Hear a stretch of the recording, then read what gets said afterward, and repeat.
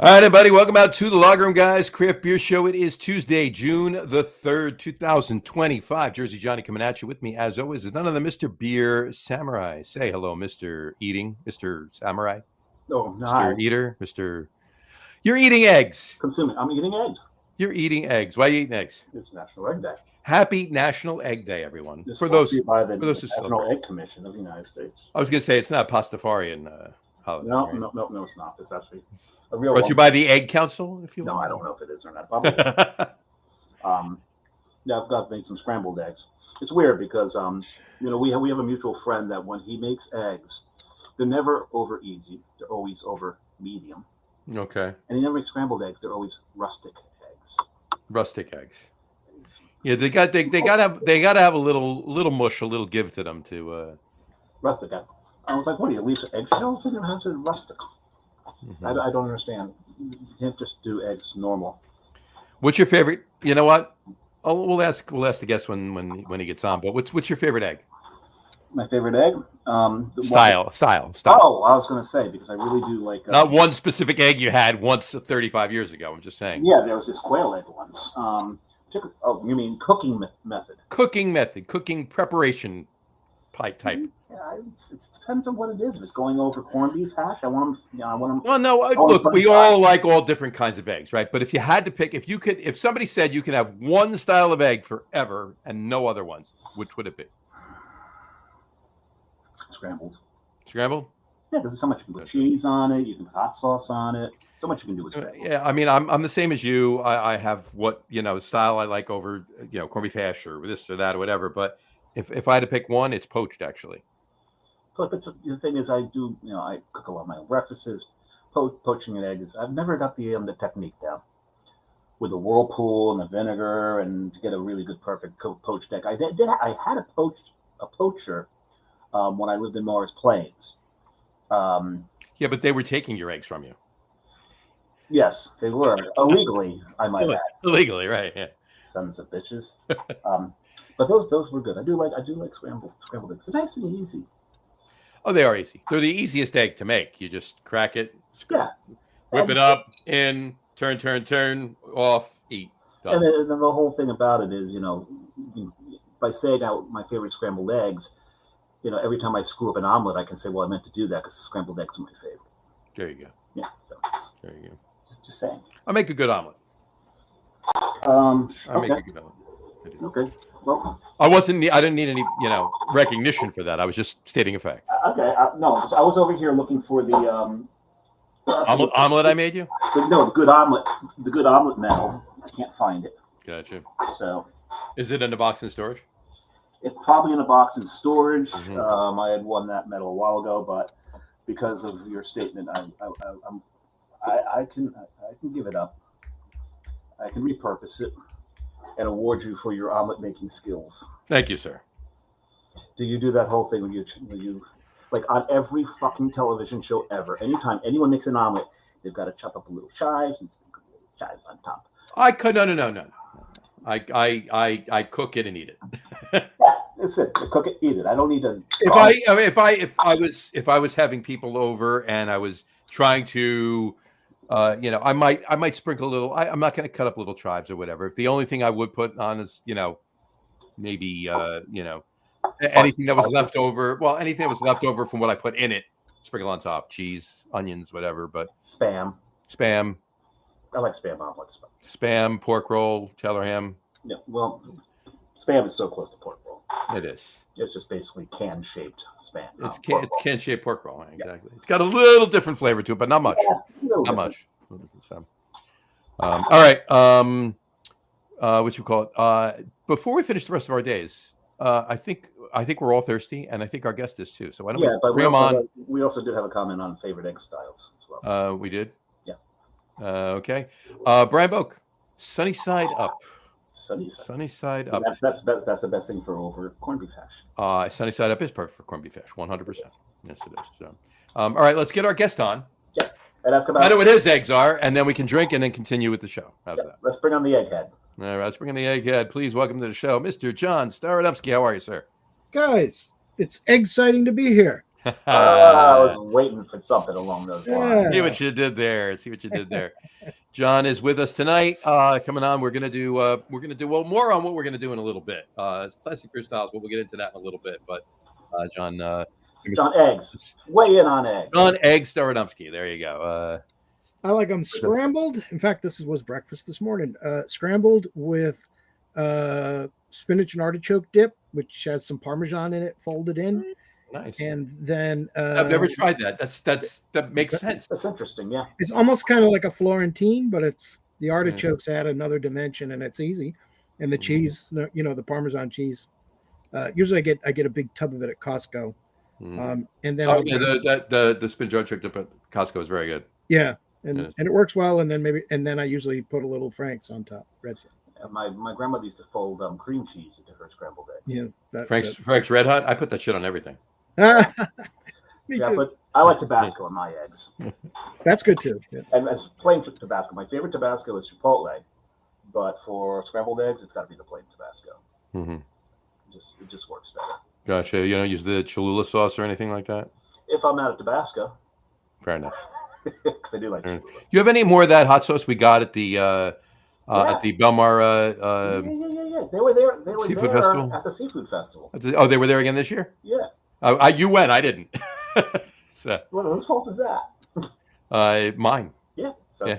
Yeah. Actually, I think I got one of the bottles left. I think the other one's in the fridge. Yeah, the other one's in the fridge. Nice. I still have about a quarter of my bits in the fridge. I still have about a quarter of mine from last year that we got. Yeah, the other one from last year is not open. I didn't buy any more. Oh, you didn't? Because I haven't finished the ones I've got. Gotcha. Fair enough. Well, you have. I have a lot of hot sauces, but you have probably 10 times as many as I do. So. Yeah, and I also tend to cook with a lot of chilies, so my cooking's hot enough as it is without adding extra hot sauce to it. Gotcha. I'm hot enough as I am without adding any extra hot sauce. Well, turn on the air conditioning. Yeah. I got the vapors. Speaking of that, folks, I need a beer, so let's drink and then we'll continue the show. John? What are you drinking first, there, Mr. Guru? Let's pour some in the glass here. I just popped. Get some head on it there, but I got a Tuckerfest from Tucker Brewing Company in Tucker, Georgia. Tucker Brewing Company in Tucker, Georgia. There you go. Yeah. We did a hard pour, huh? Yeah, that one actually is. It's sat for a minute. Wait a second. You did a schnit. That's a schnit pour. That's a schnit pour, yeah. Yeah. Beautiful schnit pour. Yeah. That's a little more head than I usually go for, but that's what we're working with. Actually, there's still a lot of beer. Oh, that's right. We don't have Tom on the show. It's John. Yeah, we'll leave it alone then. Cool. Very nice. Samurai. Well, we got to announce another one of the days to talk about what I'm drinking. Oh, okay. Let's do that. So the next day that we haven't mentioned yet is Happy World Cider Day. Today's World Cider Day. So I'm drinking Austin East Cider's Blood Orange Cider because I was hoping that it wouldn't be cloyingly sweet like a lot of American ciders can be.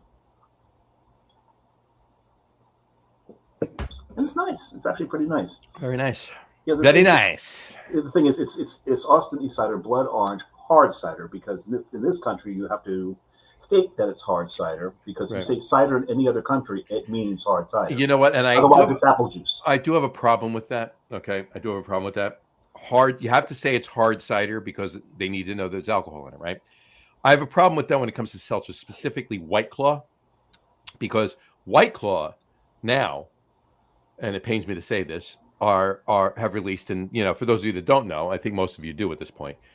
We've mentioned it enough on the show. We've mentioned enough on the show. White Claw has released a line of non-alcoholic hard seltzers. Yep. So I'm waiting for a non-alcoholic hard cider to come out. But my point is, why do you have to say non-alcoholic hard seltzer? Why can't you just say seltzer? Yeah. All right. And here's the kicker. Okay. The wholesale price of the non-alcoholic hard seltzers is actually more than the regular hard seltzers. That's just called a ripoff.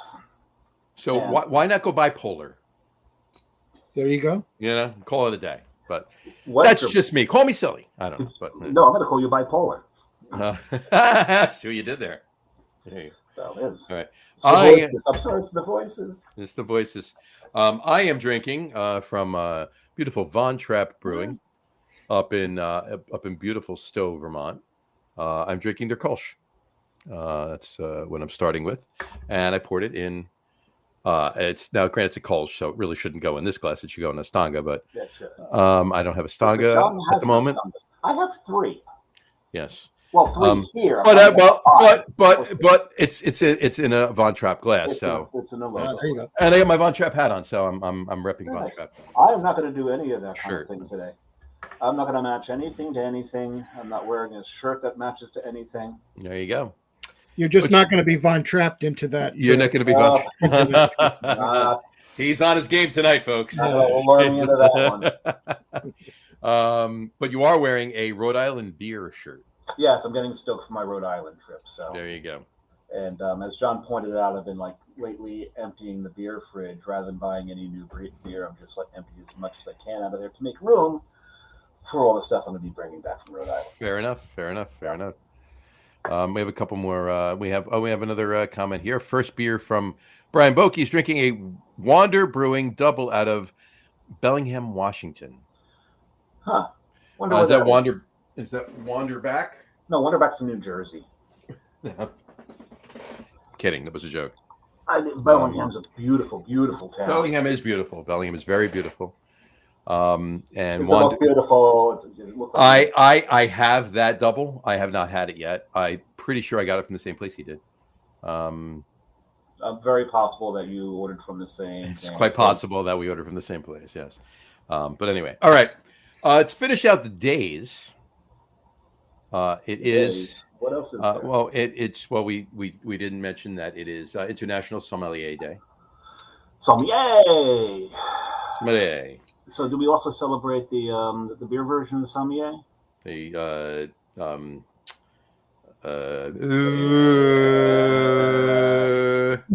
Cicerone, thank you. I was just saying the C, but not pronounced hard. Cicerone, yeah. No, I'm. It's been a long weekend. It's only Tuesday, so forgive me. Not to mention little hot today. It was down here at the shoreline. It was hot here too. Yeah, finally. I mean, it's been cold, but but at least the humidity was low, so this is very true. So anyway, International Sommelier Day. Yes, if there would an International Cicerone Day would be nice. There might be one. So I'm unaware. I am unaware, and it also would be remiss if we didn't say it's McLovin's birthday. It is McLovin's birthday. Happy birthday, McLovin! Happy birthday, McLovin. We appreciate you. There you go. So, all right. I thought you were looking for that, so I was giving you a second. But all right. No. All right. So, folks, we came on the show tonight for a little show that we concocted up a little while back. Classic beer styles. I mean, look, we've done nothing but talk classic beer styles, for many years at this point. But the classic beer styles that we love the most, the three of us, right? And to that's obviously hard. What? It's a throwback to yesteryear, if you will, with classic beer styles. And, obviously we're going to wax nostalgic to a certain point, right? But also bring it to current day, the current breweries, be them newer or even, ones that have been around for a bit in the U.S. that make these styles and make them well. So that's what we want to talk about. So, John and I talked a little bit over the weekend about it. And, I think we had a pretty good take on it. And Dave, of course, Dave and I talked about it last week. So let's kick it off. John, what were some of the things you were thinking about once we that you had mentioned to me once we talked about this last week? I think that today's world, breweries that focus on classic styles are few and far between. They are. It's one of the reasons I like Tucker so much, is because they do all German stuff and they do it very well. Dave, after we met up at Taco Mac some months ago, that's where I headed next. We went off, my son and I went to Tucker. Oh, very nice. Yeah, and they had a barrel-aged Doppelbock, and they had a fantastic Rauch beer and a Schwartz beer. Oh. So they had some really good stuff on, and but a lot of it's canned, and a lot of it I get on tap at Taco Mac. But you don't see that. In fact, we had another brewery that did the same thing. They did English ales too, and unfortunately, they went under. But everybody today, you've got to have 50 million different New England IPAs like other have, or what have you, and everybody wants to be that or Treehouse. And the hazies keep the lights on. They certainly do, and Yeah. you have to do them, and you have to do them. And it's not you can't make 3 hazies and keep making the same hazies because that's not going to win you. no, That's not going to get you anywhere. You have to make. Some do. They just No. Add different hops. name, yeah. Make no mistake. You can do 1 or 2 and do them well and do them all the time, but you have to supplement them with 90 others. Yeah. And I'm exaggerating with 90. Well, more no, like, it's more not like even that. 87. A lot of breweries will take 2 or 3 recipes and make 72 beers out of them. Yeah. By just changing the hopping and the name. Mm-hmm. But even at that, I think, like I tell people, if you've had one other half beer, you've had them all, because to me they're just like so. I mean, there's some variation between their straight IPAs and their doubles. And then there's the pastry stouts. Don't forget those. I don't even think I've had one of those yet. I haven't seen a pastry stout from Other Half yet. Yeah, Everything I've seen from them has been some flavor of an IPA. And we do get them in Georgia, but it's very, very intermittent. But I get them from halftime. I get more of them from halftime than I do here. But, be that as it may, I get it. That's what people want, right? There's nothing wrong with giving the public what the public wants. But for an old timer like me, I do really appreciate those classic styles, not just German, but English and Belgian and Czech. You know what? Make no mistake, though, John. I'll be honest with you, because I'm out there. I'm talking to a lot of people on a daily basis, right? And there are a lot of when we say, like, we talk about old timers, right? Like the 3 of us are certainly in the somewhat in the upper echelon age wise in the craft beer. Somewhat. Somewhat. They're certainly older than us, but there's more younger, right, at this point, right? So, but there's a lot of, and I won't say kids, but I'll say some 20s, oddly enough, that I'm actually shocked to find out from, but a lot of 30s and 40s, they are actually really appreciating the lagers and appreciating the classic styles.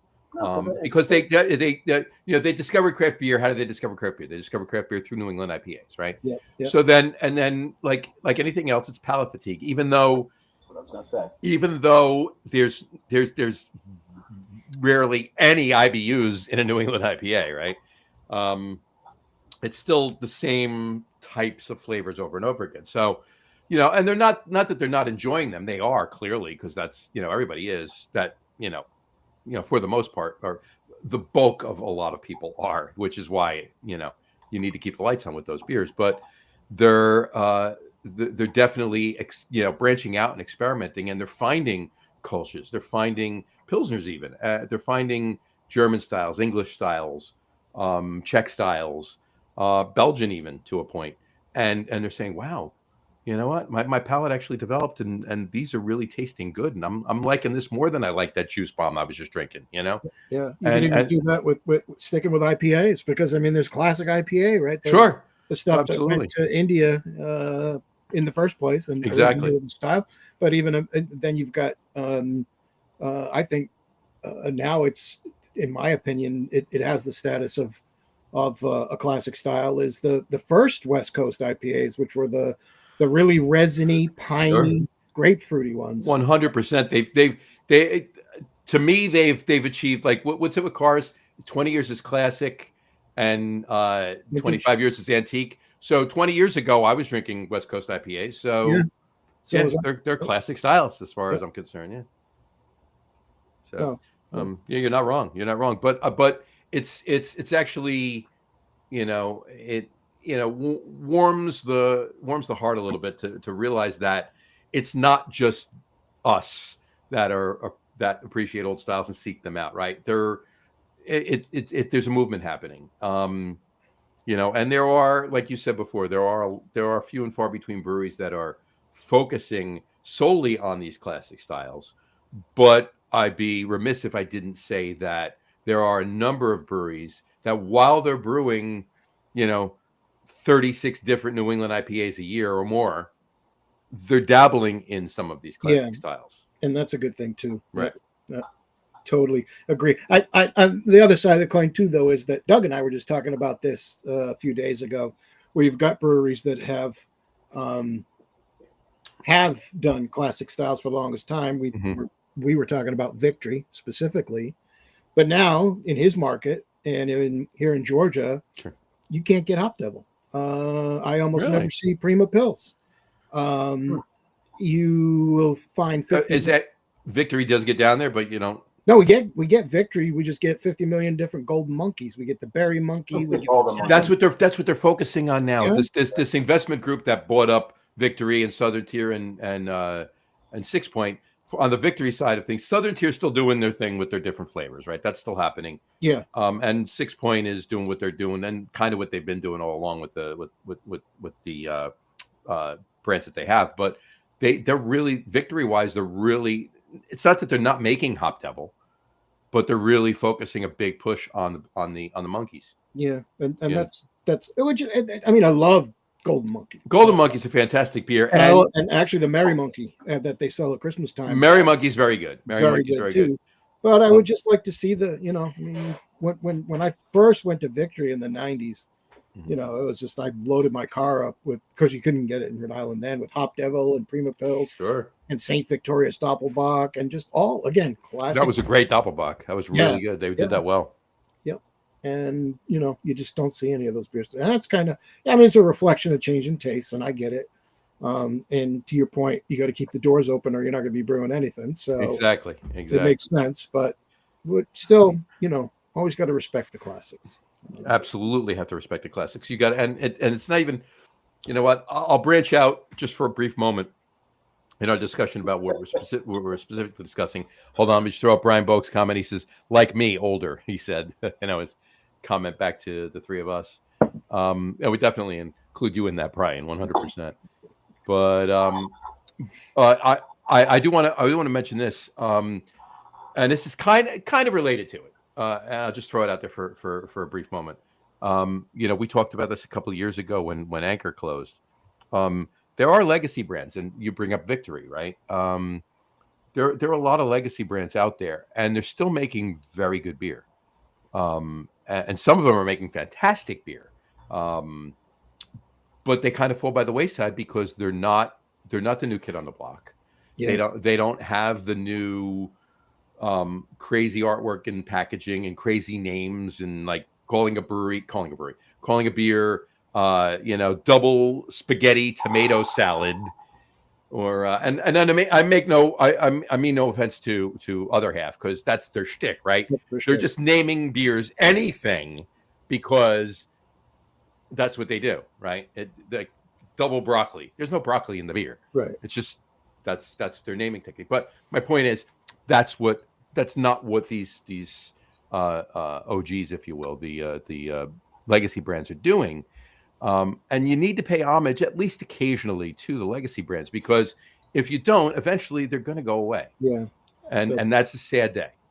I.e. Anchor, like we spoke about, and you were on when we were talking about it. Yep. Because I think it was a Christmas in July show that we were talking about it, because it was it was right before they closed up shop a couple of years ago.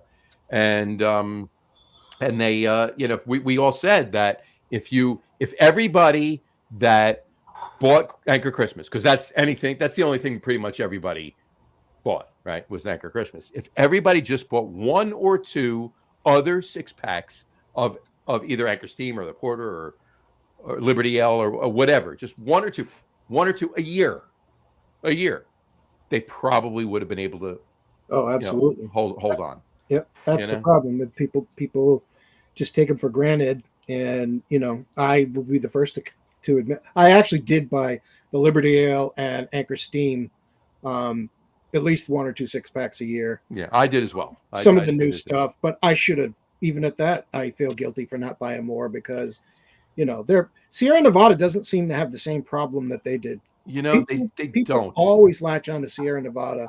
And I don't know if it's because, part of it's because although, our special ale has a big following, it and to a degree Anchorstein, because Anchorstein was the one and only in Right.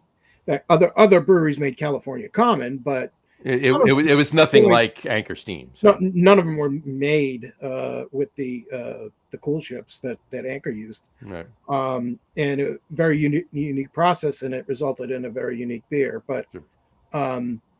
But they have other beers that they sell a lot of Celebration, probably more to than me.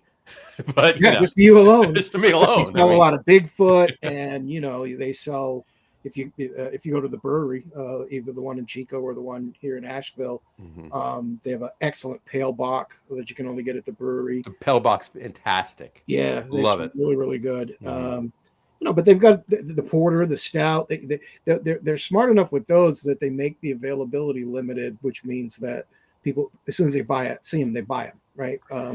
Scarcity drives demand on some of those beers, but they just seem to have a broader appeal. They were fortunate enough to grab a market share. I mean, Pale Ale still does fantastic, right? But they were fortunate enough to grab a market share with the hazy little thing. Yep. And a couple of the seasonals, not just Celebration, mind you, but some of the other ones that they do, and grab that market share of not just the craft beer devotees, right? The people that respect Sierra Nevada and know that they brew good beer and still purchase throughout the year, even if it's just a 6-pack of Pale Ale, but if they can get another season or something pops out, and of course Bigfoot and Celebration by all means, but they're also getting those gateway people too. Yeah. They're getting the hazy little thing is a gateway beer, and Pale Ale is a gateway from hazy little thing into others. And they were able to grab that market share, and that definitely helped them big time. They got a lot of the market share because they're in large national chains. Oh, 100. Well, that's my point. That's what those beers got them into the large national chains. That's my point. So they were able to turn them over too. And that's but they've been doing it for a while. But that's why they've succeeded, and that's why they have so much money, and that's why they were able to build Hop Disney World.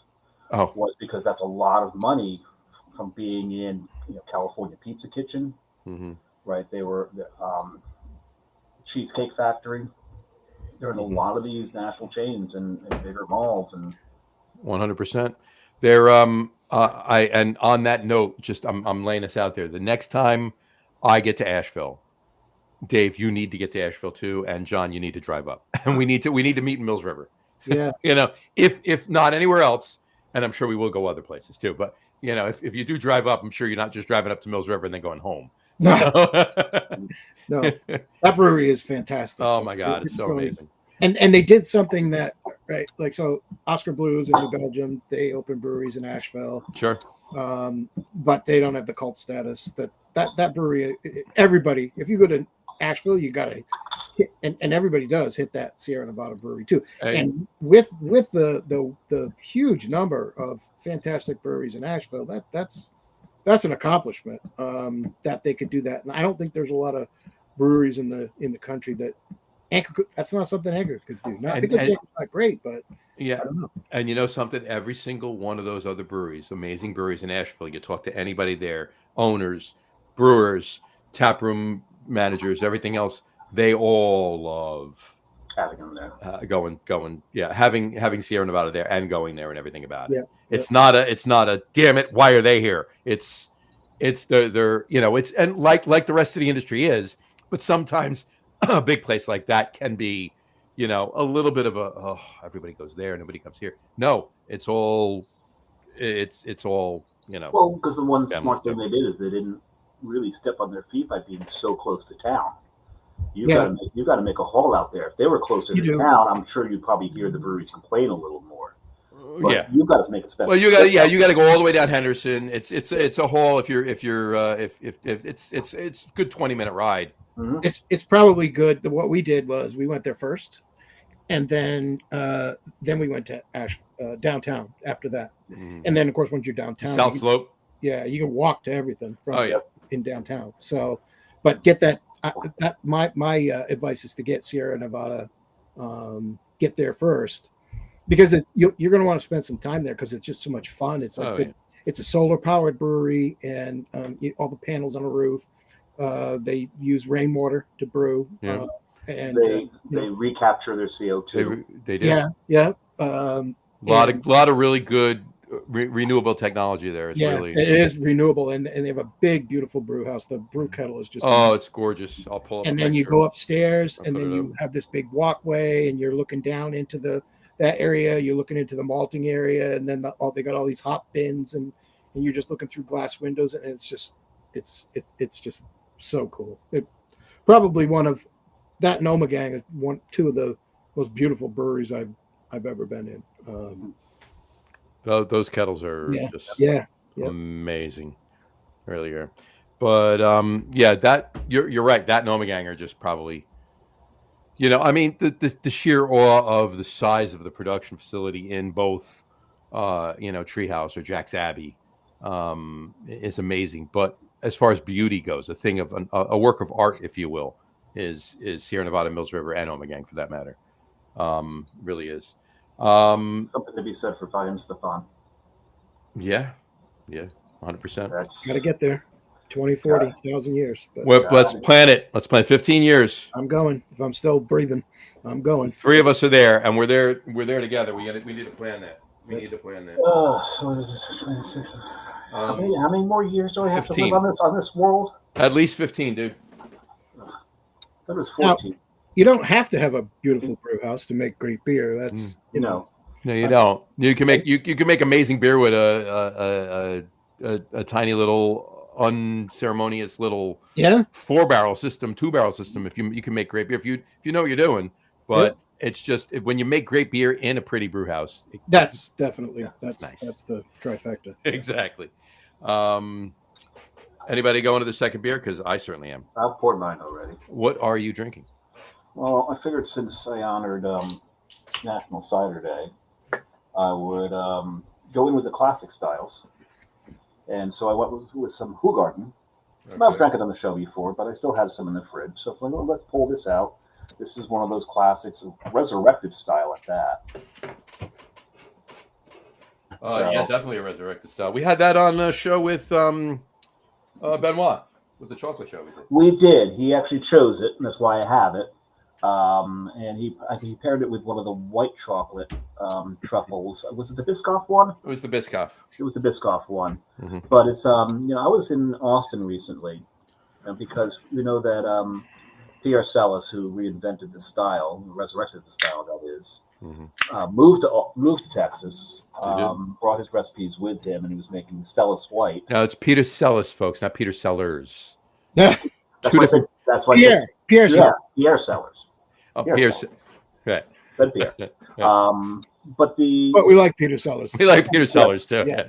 But the Celis Brewing is there again. It's got a pretty tap room, but it's really not. It's not in the Celis family anymore, and that's a sad story. Maybe one of these days we'll really, really delve deeper into that. But I'll say one thing. I had a Celis White, finished it out of respect, and then I was done. It's not what it used to be. Good. How could it be? His daughter carried it on for a while, didn't she, Christine? She did for a while, yeah. But then sold, and then it's not the same. But it's not. But so I'm drinking the Hoegaarden, which is the original. This is the original wit. Next to this, my favorite wit next to this is definitely Allagash. Yeah, of course. Doug and I have been talking about. In fact, we both went out and we were having a conversation, and it dawned on us that, you know what, I haven't had one. So we both went out and picked some up. I got a 6-pack at Ingles Supermarket, and I forget where he got it, and it's great. It's still probably Omegang makes a really good one too. Omegang wit is really good. Yeah, but Allagash is one of the first domestics, other than that. We did have Celis in the mid '90s. He and I drank them together too. The first time I got him, we got him together from Beer Across America. We've talked about that. Remember Beer Across America? Yeah, not what it was though. Yeah. And then we went to Allagash from there because we were in New England, of course, and so Allagash was in. I had a friend who. You had a friend? Once. but he had his crispers were full of either Miller Lite and Blue Moon. Okay. By the time I was done, he had a crisper full of Miller Lite and Allagash White. So it's like, okay, I won half the battle. Right. He got So not There you too bad. Not too bad. Got to claim some victories. What's your second beer there, Guru? I don't have an Enegren glass, unfortunately, much as I troll eBay looking for them. But this is their Valkyrie, which is an alt beer. Mm-hmm. Enegren is another brewery that does all German styles in Moore Park, San Diego area. Sure. But they do a tough place to be doing classic styles. They seem to do pretty well. I think some breweries will get away with it if nobody else is doing it, right? Sure. And you're the only guy, but they make a killer Doppelbock at Christmas time. And that's on my list. I have not had the Enegren Doppelbock on Christmas time. I have very good. They do a good Rauch. They do several Rauch beers. I'm a big fan of Enegren. Get out that area. That's the first brewery I'll hit. So. Very nice, very nice. I am. I went to England for this style. I left Germany, went to England for this style. I may. So while we started late, I may go back to Germany, but right now I left Germany, went to England, and I'm having Bitter Geezer, which is an ESB, and here's the thing, they call it an English style ESB. Redundant. Okay, that's like an ATM machine, right? Sort of. Right. So it's an ESB from Elder Pine down in Maryland, and they make fantastic styles, and there it is right there. And I put it in improper glassware. I put it in a treehouse glass, but look how pretty that is. That's a pretty beer. It's very nice.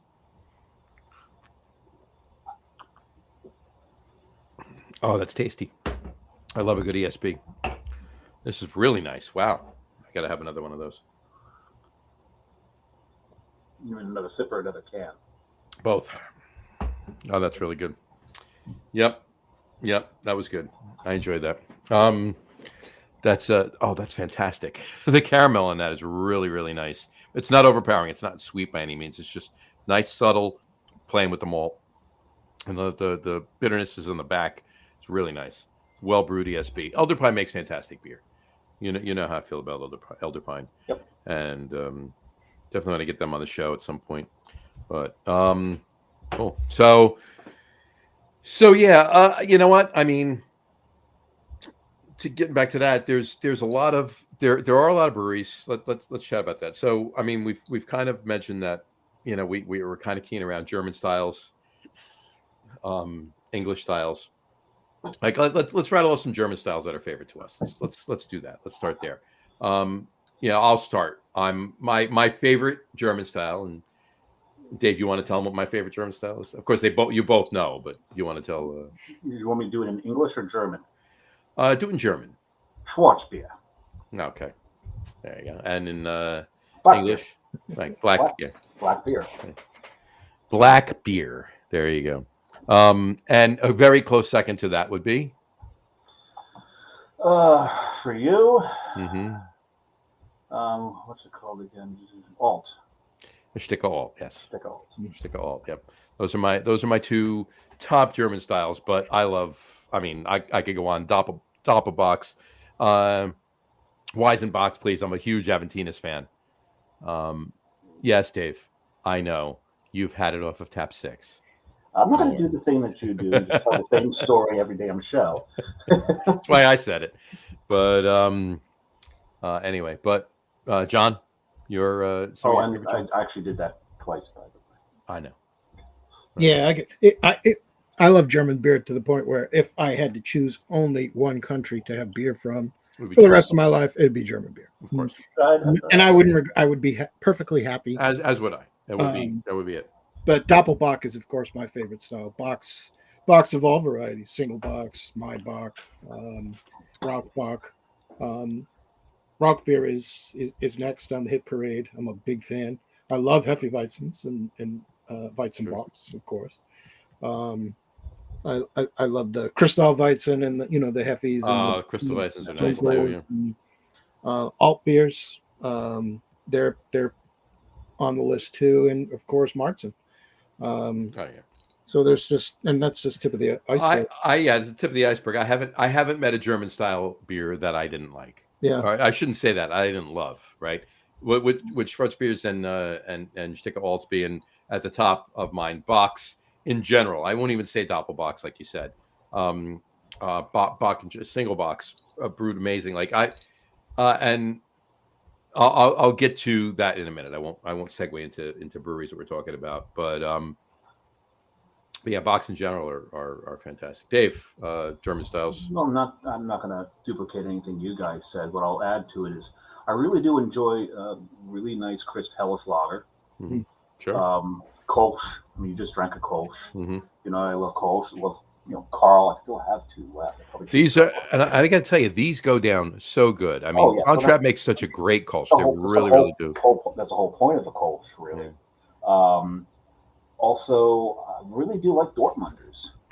Dortmunders are great. I really enjoy Dortmunder. Mm-hmm. Maybe this isn't quite. I guess it's a classic style in the fact that it's almost a forgotten style in this country, but it's one of those very hyper localized styles out of Germany, and I absolutely loved it. That's Lichtenheiner's. Sure. Absolutely adore Lichtenheiner's. A smoked sour. Beer that tastes like strong cheese. That's love them. Absolutely love them. I can't find enough. I can't find them. Yeah. Who's making a Lichtenheiner, right? I mean, very few people make Lichtenheiners. If very few people make Lichtenheiners in Germany. Yep. Forget about the United States or anywhere else. Because it's hyper localized. Right. I forget exactly where it was from Lichtenheim, isn't it? Yeah. Catch them. Almost like a rarity, like an Adam beer, right? So yeah. You never see anybody. Who was it? Out in Oregon made him. Adam, hair of the dog. Yeah, hair of the dog. Yeah, but I've never seen one from Germany. Actually, I'll be getting my shipment tomorrow. It's coming tomorrow. You gotta let me know what I owe you. Yeah, you guys. I'll go through the math. It's not pretty. It's the shipping was just stupid ridiculous. John already knows. It's because they had to they charged for the packaging to make sure the beers got here safely. So because they're all in bottles. Yeah, we got Cherry Adam from the Wood, and a couple others, right?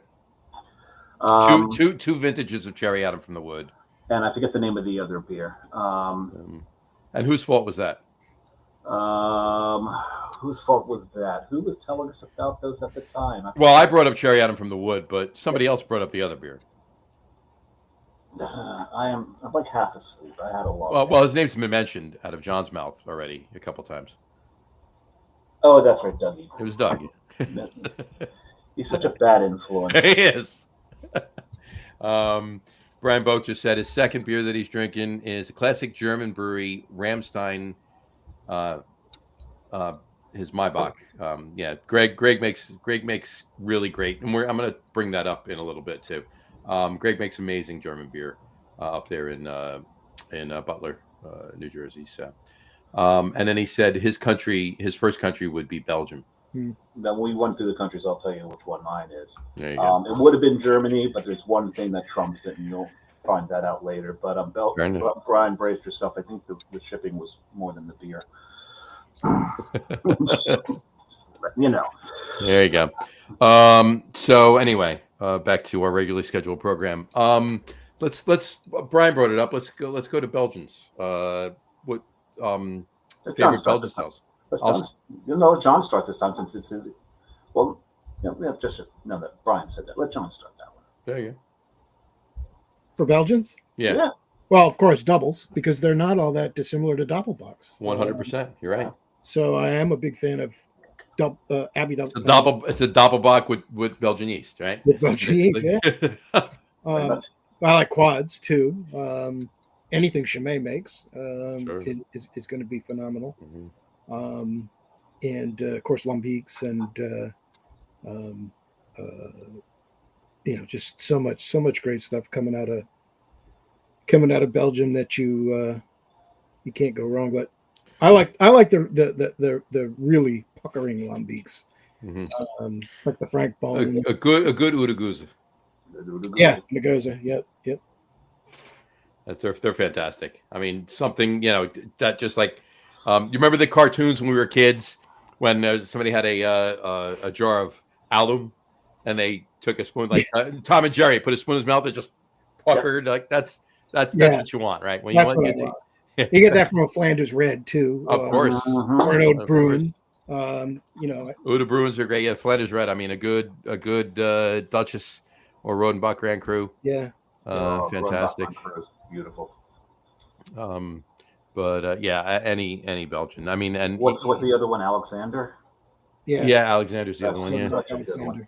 And even the even the lighter styles of Belgian, even like the Pater's beers, they're fantastic. Yeah, the lighter, the lawnmower beer, the monks we call them, right? Yeah. So and speaking of that, segue. This is where we needed that segue. This is a shameless plug. A brand new collab between Twin Elephant and Coastal Brewworks, right there. There you go. All right, it is Monastic Fantastic. Oh, that's a cool label too. That is a nice label. But there's only one elephant. There's supposed to be two, isn't there? Well, yeah. I mean, I think he's. I think that's just. I think the other one's just he drank too many of them. I think that's what it was. He lying on the floor. Well, he's a monk. He's a monk elephant, so he's singular. But yeah, it's so at Coastal we brewed monkfish last year, and it won us the award, and we've mentioned on the show before one of the Untapped awards they give out or whatever. We won gold for it, but for the entire country. So that was pretty humbling and honoring. We loved that. So we got together with Twin Elephant, and they decided let's riff on that style. So we changed it up a little bit. We used a lot of local malt from Rabbit Hill in New Jersey, and we dry hopped it as well with Rawaka, and that's where we got and hence Monastic Fantastic was born. So there you go. So just got released last Friday. Small batch. Maybe they'll make another one, but it's available now at the brewery and a small distro footprint because it wasn't a huge batch. But it's tasty. I did not get to the opening. I was tied up, but he escaped. I escaped, right? And I did have one the other day on Sunday, and it was delicious. It came out. I was very happy with it. It came out fantastic. So anyway, but I digress. Back to our regularly scheduled program. Yeah, I do enjoy Pater's beers that we didn't brew either, right? But Belgians are fantastic. I love it. One of my favorite Belgians is a quad. And that would be St. Bernardus 12. That beer is amazing, and I'll stand that up against. And with all due respect to Westy, while I respect it, and it the holy grail that it is or has become, right, because of its scarcity. Yeah. I'll stand St. Bernardus 12 up to it any day of the week, and you can get St. Bernardus 12 pretty much anywhere. Or Yeah, St. Bernard, the Christmas ale is and the Christmas ale is fantastic too. 100%. But yeah, I think their quad is very accessible.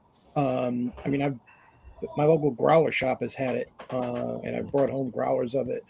Had it on tap at Taco Mac, and that level of accessibility, and obviously you get it in bottles, right? But sure. Westy is it's its own beer, and as you said, the scarcity is the key to the mystique about it. But it's a great beer. It's fantastic. It's great. But yeah, I've only had it once, and I paid $75 from Craft Shack to get a single bottle of it, and it was worth it because I wanted to try it. But having said that, I mean, I would, and I've got a buddy who he must have been a saint in a previous life because his father-in-law has some kind of mafia connection where he gets cases of West Platoon 12. Wow, really? And he gets Tom cases of it, but he same thing. He's like swears up and down that Saint Bernardus is every bit as good as the Westie. That's because it is. So It really is. It really is fantastic. And my coming in second to St. Bernardus for me would actually be from Head Anchor, Cuvée Van de Kaiser Blau, the blue. That's a fantastic quad as well. Really, really, really, really good. I've never had that one. I'll be on the lookout for it, though. Really good. Interesting. When it comes to quads, my favorite is always Rochefort 10. Yeah, that's a good one too. Oh yeah, I mean that's my old standby, right? If I'm in the mood for a quad and I'm not in the mood to open a 750 and drink St. Bernard's 12, and I don't feel like buying. 12 comes in 16-ounce cans now. I know it does, but it's 4-packs, right? I can grab one bottle of Roquefort 10. This is true. Right? This is true. Yeah, any of the Trappist brew, Westmalle is. Westmalle's fantastic. They're all fantastic. I like their double probably better than anybody. Westmalle double, I like. Yeah. I like a little bit better than the quad. Yeah, I do. Yeah. When it comes to other styles, though, one of my favorite styles, hands down, is Creek. Yes. It's off the Lambic. Absolutely love Creek. But there's something to be said about a Belgian strong dark. Strong dark's amazing. Yeah. Right. And even the pale darks. Close cousin of quads. Very close cousin.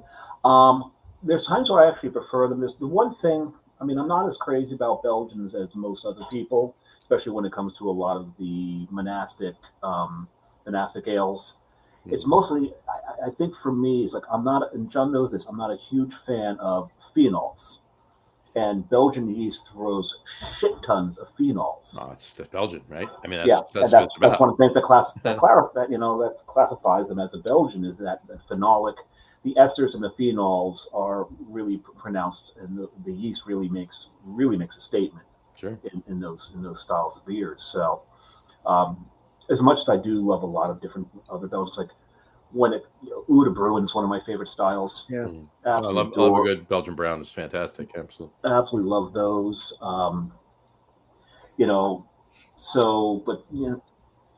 There's a reason, despite so many of the beers that I do love from Belgium, that Belgium wouldn't be my country either, as far as favorite country for classic styles. There you go.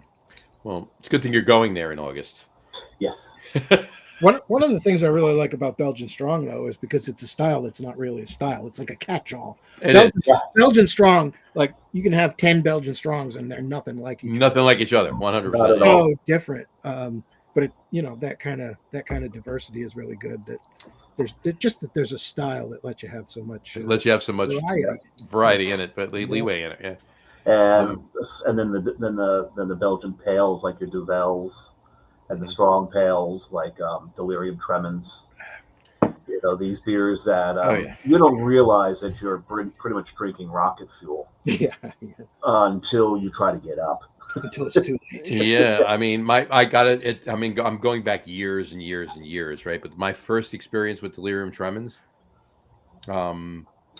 unfortunately, was on a day in July at a bar, and I was very thirsty. So they went down too fast. All right. I drank more water with it, right? But it was like 90-something degrees outside. So, and I think they overstate the ABV as well. So 100%, 100%, yeah. And I was drinking faster than I would normally drink, right? And after my fourth in 40 minutes, maybe 45 minutes, I went to stand up to go to the bathroom. I'm like, whoa. What the hell was that? Because I didn't feel it sitting down. You didn't feel it. As soon as you got up, everything rushed. But that was my first experience. That was probably 30 years ago, something like that. But it was amazing. But there's a reason they call it Delirium Tremens, because it's very true. You're gonna have them after you do it. It's very, very true. I want to get to England, but let's jump over to the Czech Republic for a moment. Well, we've got two styles. Right, that's my point. So let's just pop. So what's your favorite styles from the Czech Republic? There's not two. No. There's varying degrees of styles. See what I did there? Yes, good thing we've got a platonic relationship. There you See go. what I did there? That's what you did there. At any rate, But well, yeah, there's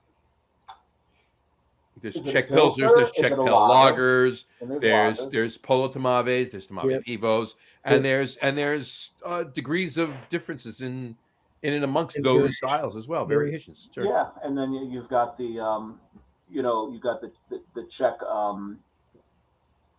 milkshake IPA. The What? speaking of Czech styles, I don't know if you saw, that's an absolute joke. No self-respecting brewer in the Czech Republic would do a milkshake IPA. A Czech milkshake. Imagine. Oh, they're big over there. Yeah. Oh yeah. I, the Czech pastry lagers. Yeah, pastry lager. those were actually brewed in Germany in the 1500s. Oh yeah. And they are the reason why the Germans came up with the Reinheitsgebot. They predated Reinheitsgebot, right? That's right. Yeah. Right. As a matter of fact, just last month we did pass Beer Abomination Day. We did. Imagine that. I do have a friend from Prague though, and he'll admit that they certainly don't have as many styles as some of the other classic brewing nations. But what he says for what they do have, they check all the boxes. They do. They 100% I do. see what you did there too. Yeah. Very, very nice. Love it. We're nothing if Yeah, we're nothing if we're not punny. That's right. Mm. And what's better than Or, that? or which is just short for repugnant. Did you know that? It was 6 of 1, yeah. We're all going in the penitentiary. And the more beers we talk about, the worse the puns get. But Yeah. I I The think it has a drink, combination. you might like them. The more you drink, yeah, exactly. just the other night, I had a collab that was a Tomave Pivo that was aged on cherry wood.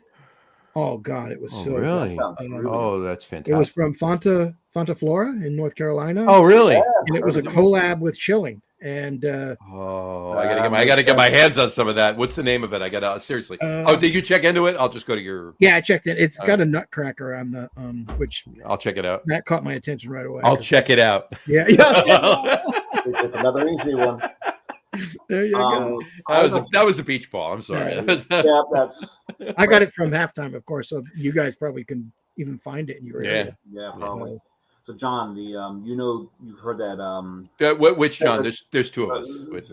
Fledum. Okay. Sacred Profane is coming to New Jersey. Sacred Profane is coming to New Jersey, brought to you by the wonderful people of Lactose. I mean, of Bolero Snort. Bolero Snort, yes. Lactose, yeah. Speaking of milkshake. No, that's fantastic that they did that. That's a coup. I love it. I love the fact that they're bringing Sacred Profane to Jersey. And there's one of those breweries that just specialize in classic Czech styles. It's like but both of them. Yeah, exactly. Now they have others that actually I could tell you right now. Did they actually come out with more than just dark and light? I'm going to tell you right now. Hold on, because I can pull this up. Hold on. Because they started off with just the two. They did. You're absolutely right. They did start off with just the two. They do not have a tap room. Okay, so they have a tank room. Right now they have a They have the pale lager. Yeah. They have the Tomave Pivo, the dark lager. That's the dark one, yeah. They have a Polo Tomave. So the one half somewhat in between. It's a Czech amber. Right. Yes, Czech red or yeah. Right. They are making a smoked Czech lager. Interesting. Okay. And they call it a Svetli. Svetli. Well, I'm sorry, Svetli. Svetli. Svetli. Svetli, yeah.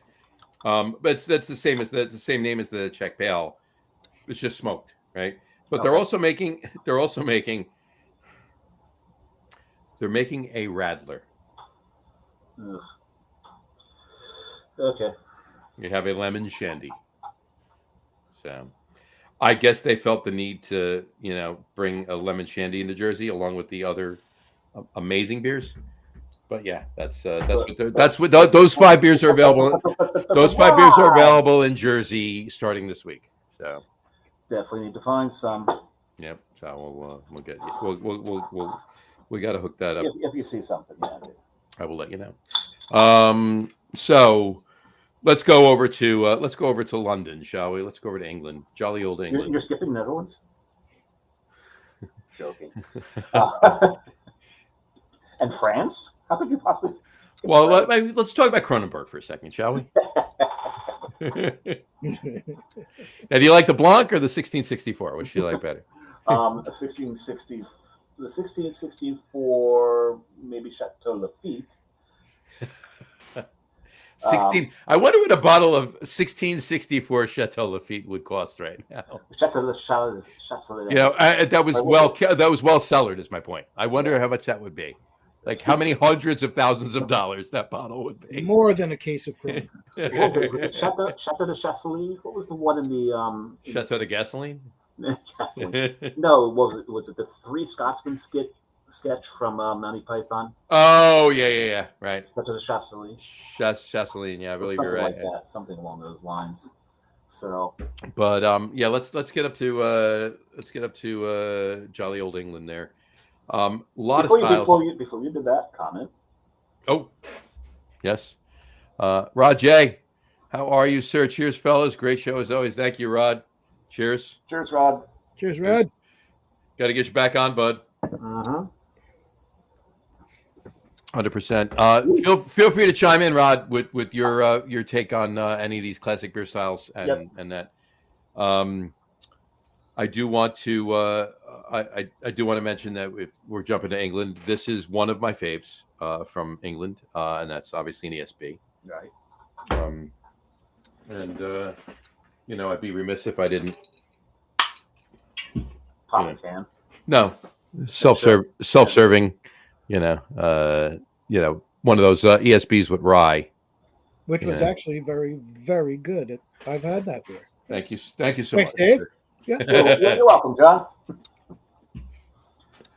I'm a couple down there. There you go. Yes, he did.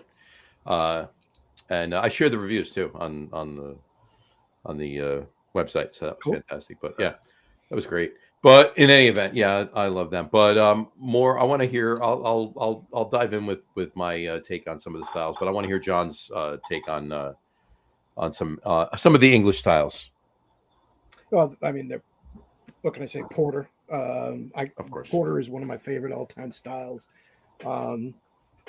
Classic pale ale, India Pale Ale, the original IPA. Sure. IPAs that probably had a woody character from rolling around in those casks in a ship all the way from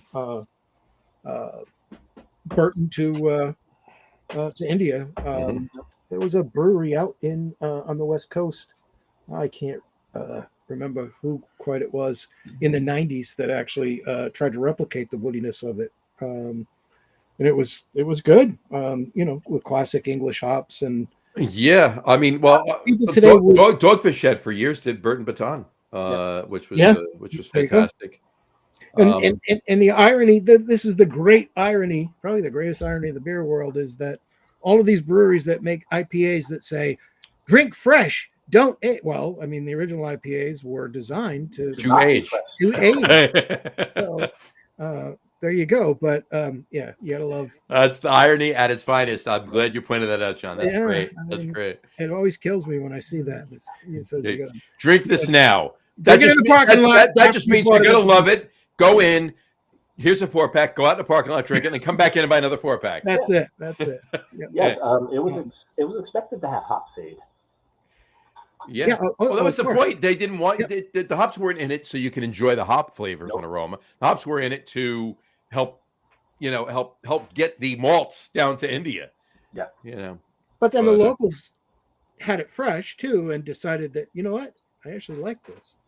So and then we got our hands on the damn thing and forget about it. And we changed it. And it got nuts.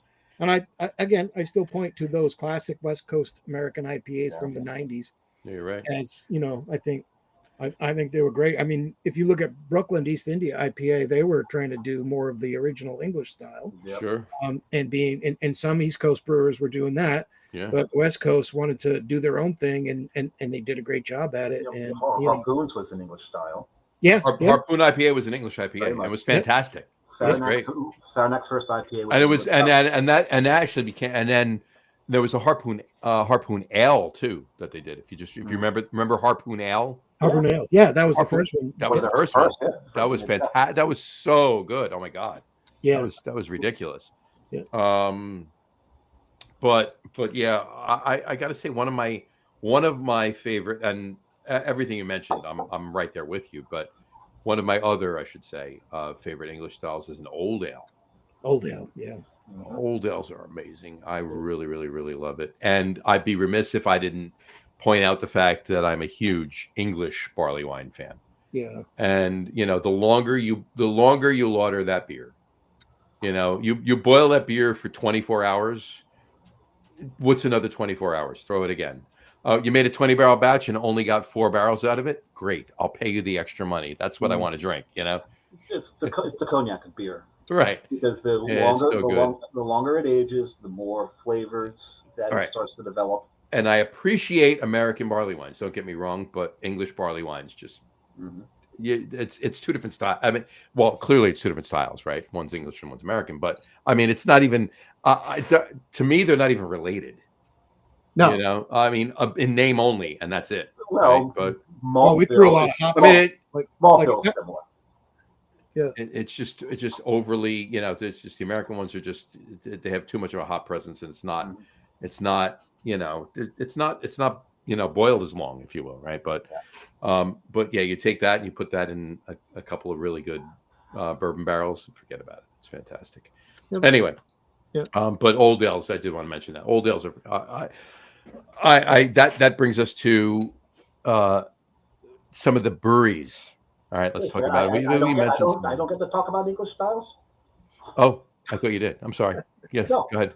Okay, so John went to Germany, Brian, Belgium. For me, it's England. There's a couple of reasons for it. Two of those reasons are styles that John completely forgot that he loves. Miles, yeah. Specifically. And brown ales. And browns. Of course. But for me, my favorite style that I can drink, people say it's a seasonal thing. Fuck that. It's not seasonal. I will drink stouts every damn day of the year if I want to. It is my favorite style. Greek's probably my second favorite. And then it just cascades down from there. But stouts, I just absolutely love stouts. Was that another pun? And we're talking about beer and hops. You said it cascades down from there. No, it wasn't actually. Because I'm not a coward. I do intend my puns. But I am what I drink, and I am stout. So most of this is probably stout, for that matter. Fair enough. I absolutely love stouts. I love the diversity of a stout. There's so many different things you can do to it to get so many different flavors out of it. Peanut butter stouts, coffee stouts. I just absolutely love it. And then you get your sweeter stouts.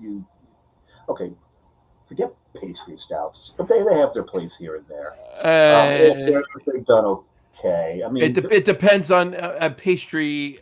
You know what? I mean, we'll talk about it. Here's the thing: there's lactose stouts and there's pastry stouts. Pastry stouts are meant to be stupidly sweet. Then there's some stouts that they'll put lactose in, and you won't even know what's in there. It's just to really round it out a little bit.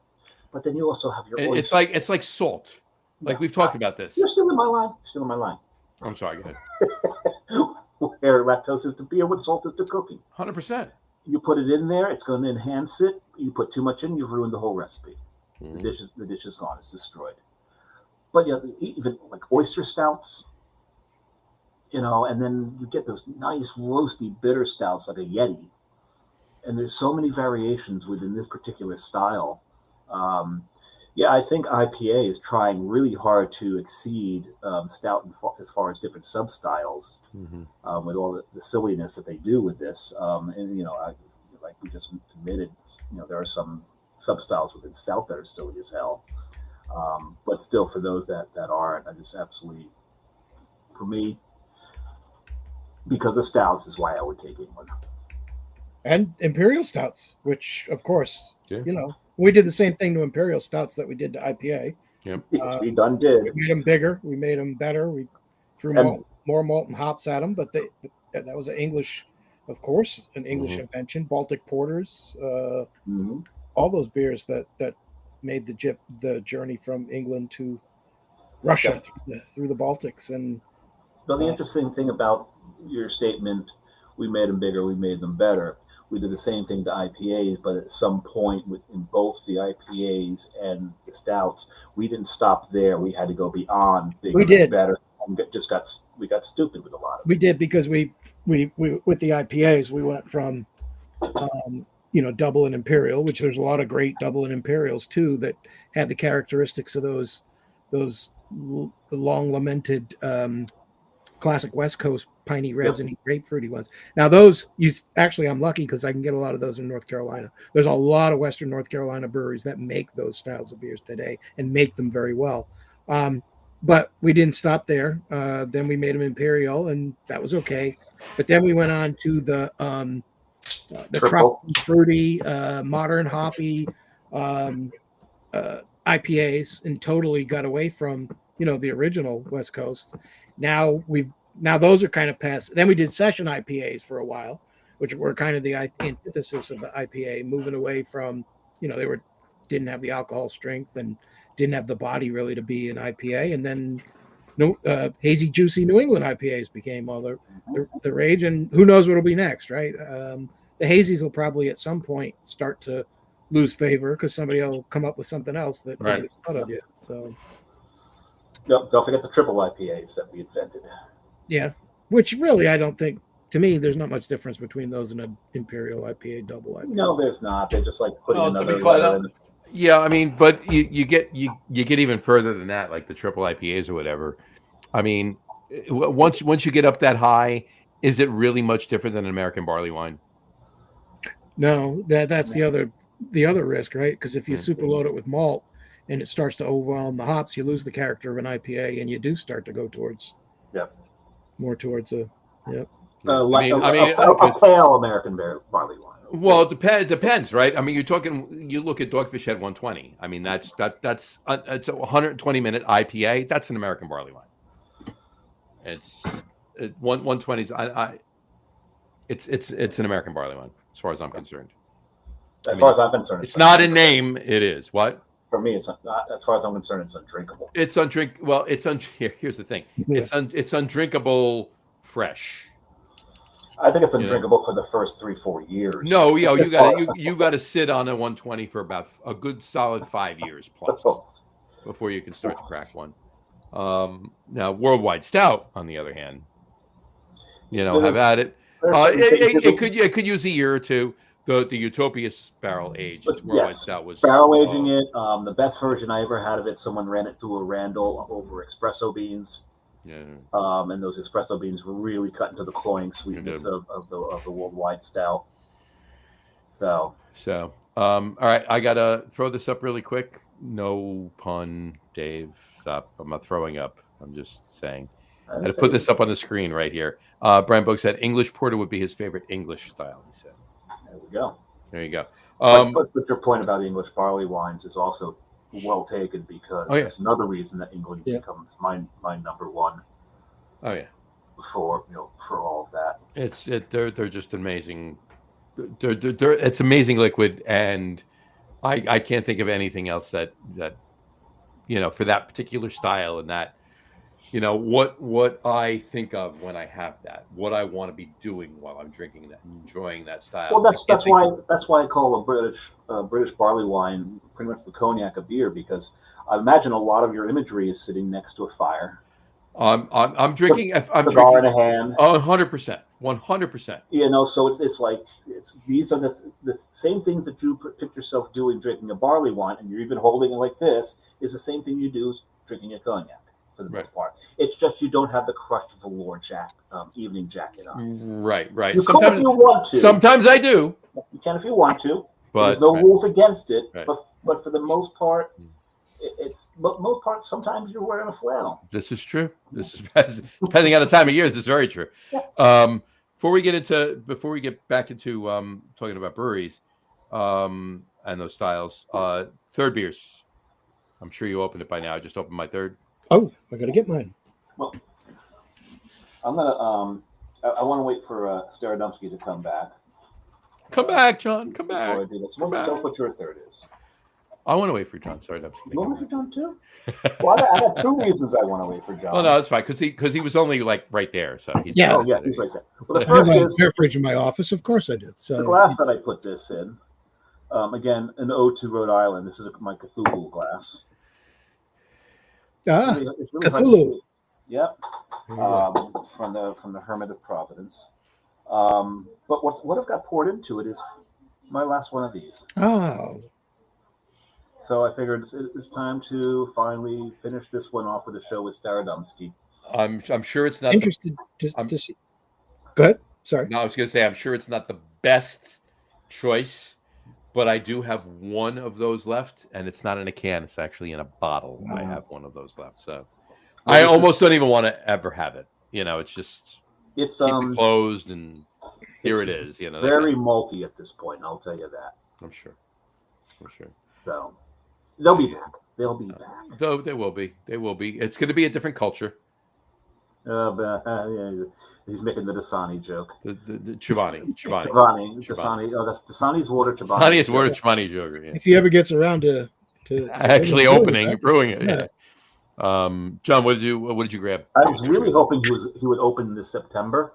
Because you're out there. Because I will be out there, and the last time I was out there was when they closed. You need to go out and research it while you need to go over and research it while you're out there. I'm sure something's going on there, right? Yeah, something's going on. Yeah, I may just have to break into some buildings while I'm there. You need to do that. I've following your lead. I got a Von Trapp too. Very nice. Very nice. Nice. So one of my favorite styles, route beer, and of course Von Trapp doesn't do anything without doing a great job at it. So they do not. I mean, they do. They do not do anything without doing a great job of it. I'm grabbing this right here. Look for this if you can find it, because what you have there is a collab with Live Oak. Yes, and they're actually pretty good too. And they're fantastic too. Yeah. I was just. They're no slackers. But take a look for this right here. It's called Torsten. Yes. I've had it. You've had it. Yeah, that's like the dark smoked. It's a smoked dark lager. Yeah. That's actually. I made the mistake of just getting a single can though. That was this one I got 4-pack of from halftime. But the Trosten was delicious. Yeah, that's really really good. I went to one of John's favorite German styles, and I am drinking from the Pacific Northwest, if you will, a Wayfinder. It is a quad decocted Doppelbock. Oh, that sounds. When John told me earlier that he was drinking that, like, that sounds so damn snobby. Exactly, and there it is. It's quadruple decocked. You've had this before, or this is the first time? This is the first time. I haven't taken a sip of it yet. I waited. I'm going to do it right now. I can only imagine double decoction. Should there be a drum roll or anything? Angels playing trumpets. Okay, do you need a moment? Do you need some like soft jazz? Some soft jazz would be very nice right now. This is amazing. Yeah, this is amazing. I should have bought more. But they will be on the show in November. Good. Okay. So we'll talk to them about getting some then. Yeah, decoction is the secret of. This is the first I've had I've plenty of double decocted beers. Yep. Single decocted, of course, but I've put plenty of double decocted. I think I've had a couple of triple decocted. This is the first quad decocted beer I've ever had, and this is fantastic. I don't count decoctions. You've seen one decoction. You've seen one decoction. You've seen them all, right? Exactly. And we almost had one for president, right? Ran against Bush, Michael decocted. I think he spells it a little differently. Yeah, a little bit. Olympia doesn't. She was his cousin, right? I believe. Yeah. Yes. Yep. And she counted. There you go. She did a better job than he did. There you go. We're dating ourselves. That was the 80s, boys. Yes. So anyway, all right. So let's talk about some breweries. We've had a smattering of them mentioned so far, but we did talk about the fact that, we've mentioned clearly all of our classic styles, but let's chat about some breweries that do them well, and or at one point has done one of them well. Are you talking about the classic breweries themselves, or maybe breweries in this country that can do? Well, let's start off with breweries right now that are making amazing beers that fit into our mold of what we were talking about with classic styles. That didn't limit at all what I asked. So okay. Yeah, no, I understand. I didn't answer your question, but I gave a direction to where we should go. But if you want to have anything you said, have at it. Go for it. So I don't even know what you're talking about. What was your question?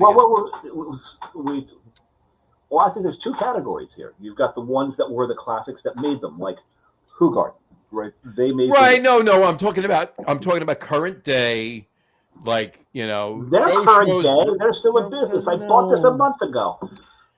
You're missing my point. You're not explaining. I'm talking about newer breweries, not classic See, breweries. there's the word that was missing. Newer breweries brewing classic styles. Okay. And let's keep it to you don't have to keep it to the United States, but I mean for all intents and purposes we're going to, right? Because honestly, most of the breweries that any of us have traveled to outside of the United States are classic breweries. Yeah. So that's not it's not fitting the mold of what we're talking about right now anyway. But let's talk about like for instance, I'll start it off, okay? Von Trapp, only because I have the can in front of me. Von Trapp and John just opened one, the collab with Live Oak. Von Trapp is making an amazing German beer. Their Kolsch is amazing. Their Schwarzbier is amazing. Their Vienna Lager is fantastic. Their Helles is delicious. Their Pilsner is fantastic. I mean, I can go on and on. And the brewery itself, and not that we're talking about this, this is part and parcel of any of the conversation, but the brewery itself is gorgeous, and it's reminiscent of like a German Alps, kind of scene and the way it's set up, ski lodge. Female deer, right? Exactly, right. So, but hence or the name Edelweiss, or yeah, absolutely. Please. But anyway, so that kind of thing. I use it as example. So have at it. So, Dave, why don't you start this time? Well, from my most recent trip, pull one out here. Let me just whip this out. And this stuff, by the way, this does not have to be a Dave first, then John, then me. We can chat. These guys. Live Oak. Yeah, Jesus Christ, these guys are doing phenomenal stuff. I only came back with. You mean these guys? Those guys. Yeah, these guys? That beer right there. This beer right there. That beer right there? Where'd you get that? I don't know. I got it from somebody. Some jackass muled it back from Austin for you. They're, I only brought back some Rauchs. A couple of Rauch. Well, a Rauch and a. And me and my palate applaud you for that. Yes, but going there and drinking, it's the German styles that they're making at Live Oak. He's just freaking nailing it. Yeah, he's just nailing it. They're doing an amazing job. I was there for their 26th anniversary. Probably the worst band we heard the whole time we were in Austin. But that aside, the beer and the puppies. There's dogs all over the place. And the owner's got this poodle. I can't remember the poodle's name now. He's just basically his major domo. That is the classic dog style. Is a classic dog style from France. Right, from France. They pair well. They pair well with Kronenbourg Blanc. Their dogs are. Their dogs are better brewed than their beer. Yeah. And of course, we brought their dogs here and added more malt and hops to them. Of course. Yeah. So now we have that New England hazy style poodles. And we flying dog and hair of the dog. And what we did is we doodled them. So we did exactly the same. The last dog. I mean, I saw a raging bitch outside earlier, but that's besides the point. She's still pissed at you for spending all that money on beer. No. It was actually a dog. Oh, okay. No, but we did do the same thing with the dogs. We brought them over here. We made them doodles because they're hyperallergenic, and now they're all over the place. And apparently poodles are the biggest whores in the dog world. Because we got, how many types of doodles are out there? But this isn't a show about dogs. Too many. But get back to the beer, yeah. Yeah, but no, Live Oak. So we'll just do a round robin here. So go Live Oak, and John, you bring one up. Which one? There's two of us. Staradumsky. You already did yours, so it's a round robin would be the next person in line. I hear you. All right. Yeah, I mean, I Live Oak. like 3 or 4 different beers from them, and they were all phenomenal German style beers. The Pilsner, and now 5 with the one you're drinking now. So. yeah, yep. The Well, Golab, since we're talking about it, but and of course I talked about Tucker because they're local and they do German stuff, and I had an Enegren, and I'm very, very fond of them. But with all the German beers, Dave mentioned how much he loves English beers. I do too. And, there's not a lot of breweries I see that do the same thing where they focus on English styles the way that some of these breweries have focused on German styles.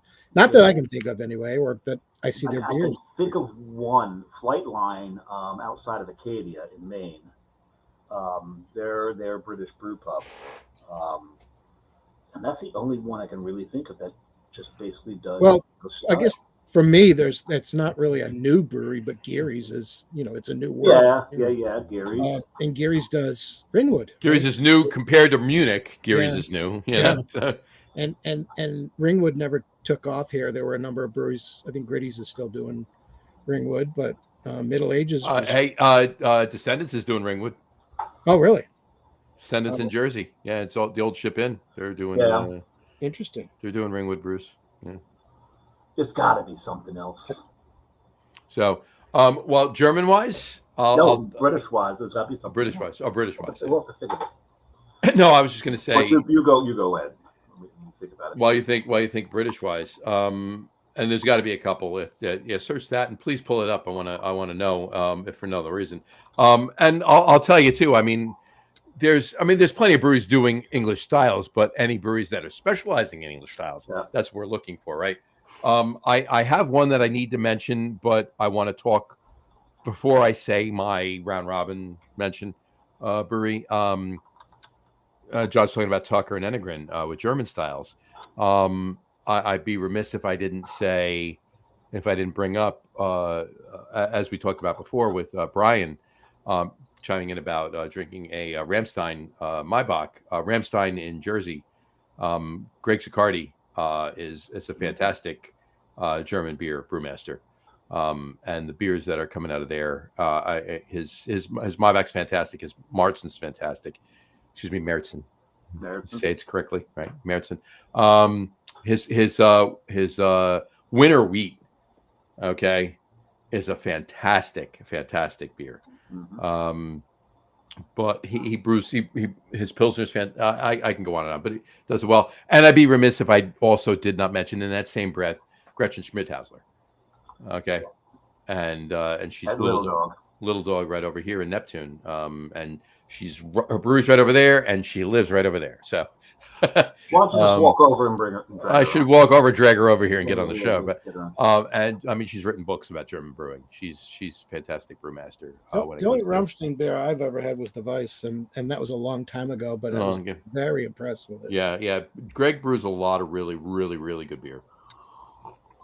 And Brian brewed with him, and most, if not all, other than his home brews of Brian's commercial beers actually were brewed at Ramstein. But my round robin brewery I want to talk about, and this is near and dear to Dave's heart, of course, and John had mentioned it earlier, is Schilling. Schilling is just killing it with German and Czech styles. Yes, they are. I mean, one after the other, and they don't miss on anything. That's the thing. They don't miss on anything, and they did a collab with Eggenberg. All right. Oh. I mean, come on. And one of my favorite beers they put out was a Grodziskie. Oh yeah, that thing was phenomenal. Mm-hmm. Absolutely. Their Piro Grodziskie is crazy good, and I mean, I have. They used to release it in bottles. I kept the bottle you brought back for me. I have it's right there. It's up there on my back there. But it's in 16-ounce 4-pack cans now, which it's still. I think I have a couple of them left. So I need. Them. But anyway, Schilling is just, and not only are they an amazing brewery, but they're an amazing place too. If you're anywhere near New Hampshire, like venue. if you're within 2 hours, get in your car and drive the 2 hours. Yeah. All right. And if you go, and if you're anywhere within 6 hours, get in your car and drive the 6 hours. I was going to say, if you go to Hill Farmstead and you don't go there, you're doing it wrong. If you're anywhere in Vermont and you don't make a right and go over to New Hampshire and go to Littleton, you're doing it wrong. You need to get over there. And for that matter, get up to Portland and go to Geary's and Allagash. Definitely. Go to Portland. Go to Geary's. Come around the block and go Industrial Way and go over to Allagash, and then stop and have some IPA fun across the street. But you know what? They're brewing some other beers, some other fantastic beers over there too. At the 3 or 4 breweries across the street from Allagash as well. I mean, they're not just. I mean, they're doing a lot of the hazies, but they're not just doing the hazies there as well. But yeah, Portland, please go up there. Go have fun. We can list 30 breweries. We can talk about Portland for an hour if we wanted to right now. Yeah. I was just talking to somebody this afternoon. I was just talking to somebody about Mass Landing, which is not in Portland, it's in Westbrook, which is right next to Portland. The brewery that is the reason that all of the breweries in New England have to do a peanut butter stout. Oh yeah. Yeah. Gunner's daughter. Captain's daughter is in Graysdale, but Gunner's daughter is delicious. But while the beer is fantastic at Mass Landing, the BLT is as I drink my bacon. Ridiculous. Am I wrong? Dave? I didn't say you were wrong. I just think where you were going to go. The second you brought up Mass Landing, like here comes the BLT. Did you have it? Yeah, it was very. Was it fantastic? Yeah, it's because the bacon's so damn good. Because the bacon and the bread, the bacon, and the lettuce. Those 3 things made that sandwich. The tomato needs to up its game. Fucking tomato. No, everything was fantastic, but the excelling parts of that BLT were the bacon, the bread, and the lettuce. There's 5 ingredients in a BLT. The mayo aioli and the tomato and the black pepper. They put black pepper on. They were okay. They were good. They were good. Up their damn game, slackers. But there's one brewery that does classic styles, and I extol their virtues, and I exhort John to get there anytime he's in the Boston area. He hasn't made it yet, but Brewery Sylvaticus. Yep. What they're doing there, their German and Czech styles are just. Actually, I think it's just all German. It's all German styles. It's all German styles. He does all German styles. It's all German styles with a Latin name. Sylvaticus. Yeah. It's not a German name. But it's their stuff is just, and every one of their beer servers knows how to pour them properly. They do. You will never. And that's important. And that's important. And that's cool too. That they're doing that. It enhances the flavor of the beer when you get the right head on top of it. Exactly. And they know how to do it there. I'm telling you, they know head. They know head. Brewery Sylvaticus. All right. Oh, that must be the head brewer that does. The head brewer. The head brewer knows head. Right, exactly. They have a head brewer and a head pourer. Oh, okay. Right. Exactly. So they, absolutely amazing. 100%. No, yeah. I mean, I've had the beer. We've had the owner on the show. I mean, it was 4 years ago we had him on the show, but I have yet to get to the brewery, and I'm remiss. I've been up there. I've been up there at least twice, if not 3 times since, and I have not gone to Amesbury. It's a little bit off the beaten track. It is. You got to be. Well, here's the thing too, because when we were in Portland, Jess and I went down to Boston. I could have stopped on the way, but we didn't. It's a little swing out to the west a little. Very, very slight. Yep. Very slight. But they serve food now, so there's an extra. There you go. There's a little extra incentive to get there. Okay. Well, we were going to the Red Sox game that night, so that's why we didn't have time to. We had to get in, check in hotel, and get to the. Staradumsky has a seal of approval for that. There you go. Yes. We had to get there. You know, I had to be wearing my my Red Sox jersey and get in there and have my Fenway Frank and your $25 hot dog, my $25 Fenway Frank, and you know make sure I was in there, you know, in the middle of the 8th inning to sing Neil Diamond. So I was going to say that the Red Sox. And this is coming to you as a Met fan. The Red Sox played in San Diego, and the San Diego PA announcer did one of the most amazing things ever, because late in the game, in the 8th inning, he starts playing Sweet Caroline. And all the Red Sox fans are up and they're singing and they're swaying. And then not even halfway through the first verse, he rickrolled them. And it was I'd have paid money to see that. That's it great. was the best rickroll ever. And to their credit, the Red Sox fans couldn't stop laughing. And a couple of them were going, "Oh God, that's great. That's great. That's fantastic." Nailed them to the. Love it. They were so happy, and then he goes right into Rick Astley. Oh, I gotta love it. That's great. That's great.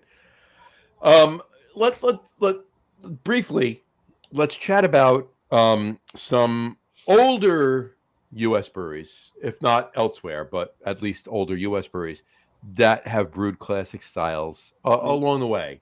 John mentioned Victory, right? John mentioned Victory. I mentioned Dogfish Head with Burton Baton, and some other stuff. And well, yeah, Sam has brewed some other amazing stuff too. But they did popularize the pumpkin ale.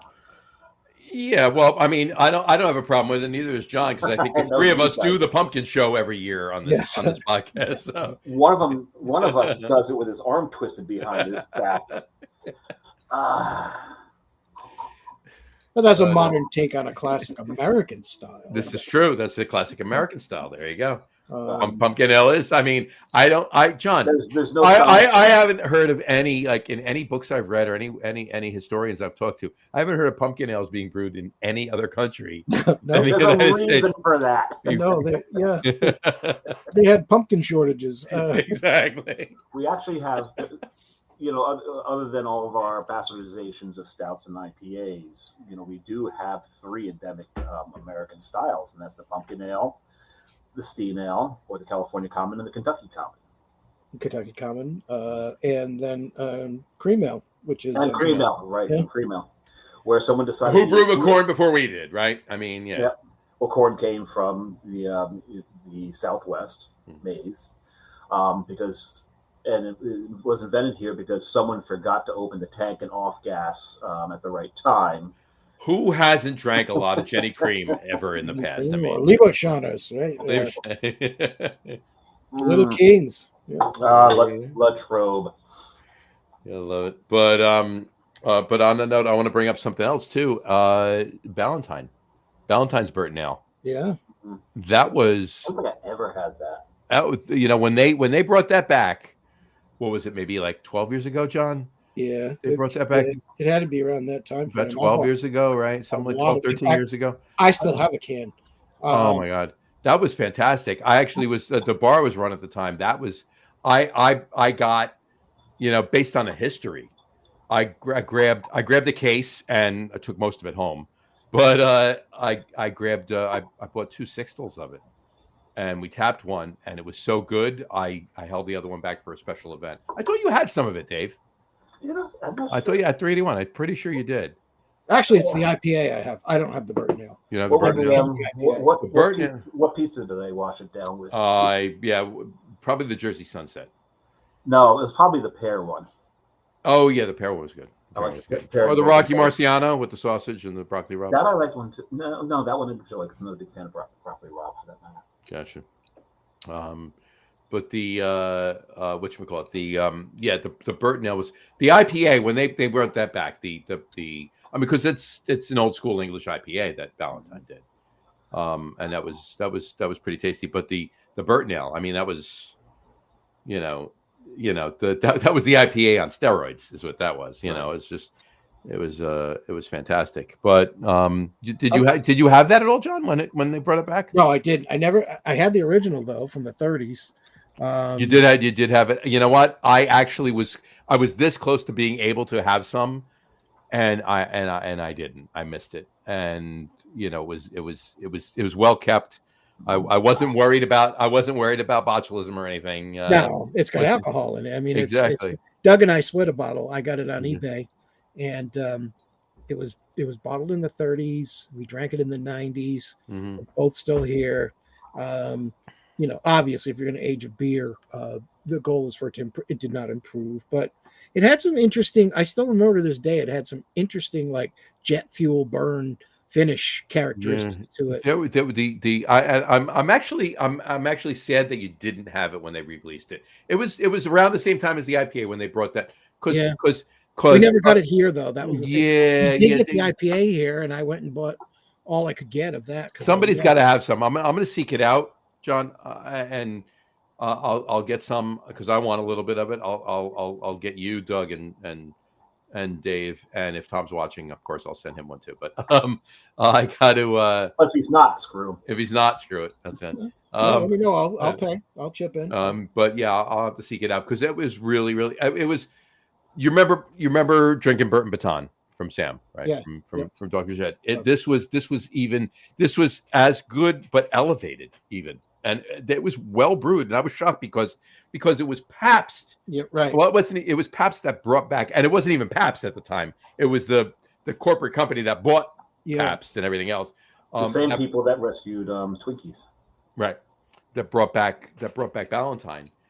But it was so well brewed. It was really, really good.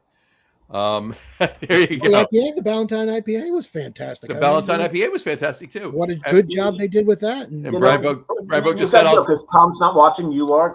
Brian Bogue just said, I'll take Tom's bottle. There you go. Tom can have a Malort instead. So. Yeah, with his arm twisted behind his back. I heard Tom really loves Malort. So. Oh, he loves it so he much. Adores it. I got the barrel aged version of it now. Yeah, but they were out of the candy. I got to ask you what really quick, and not to prolong the show, but I need to ask you what's different about the barrel aged version. It's a little smoother. But are you getting any bourbon notes or anything? It's just a little smoother Malort. That's it. It's a little smoother. You don't really get too many. You get some whiskey notes out of it, but not a lot. So there's like a little touch of caramel to it.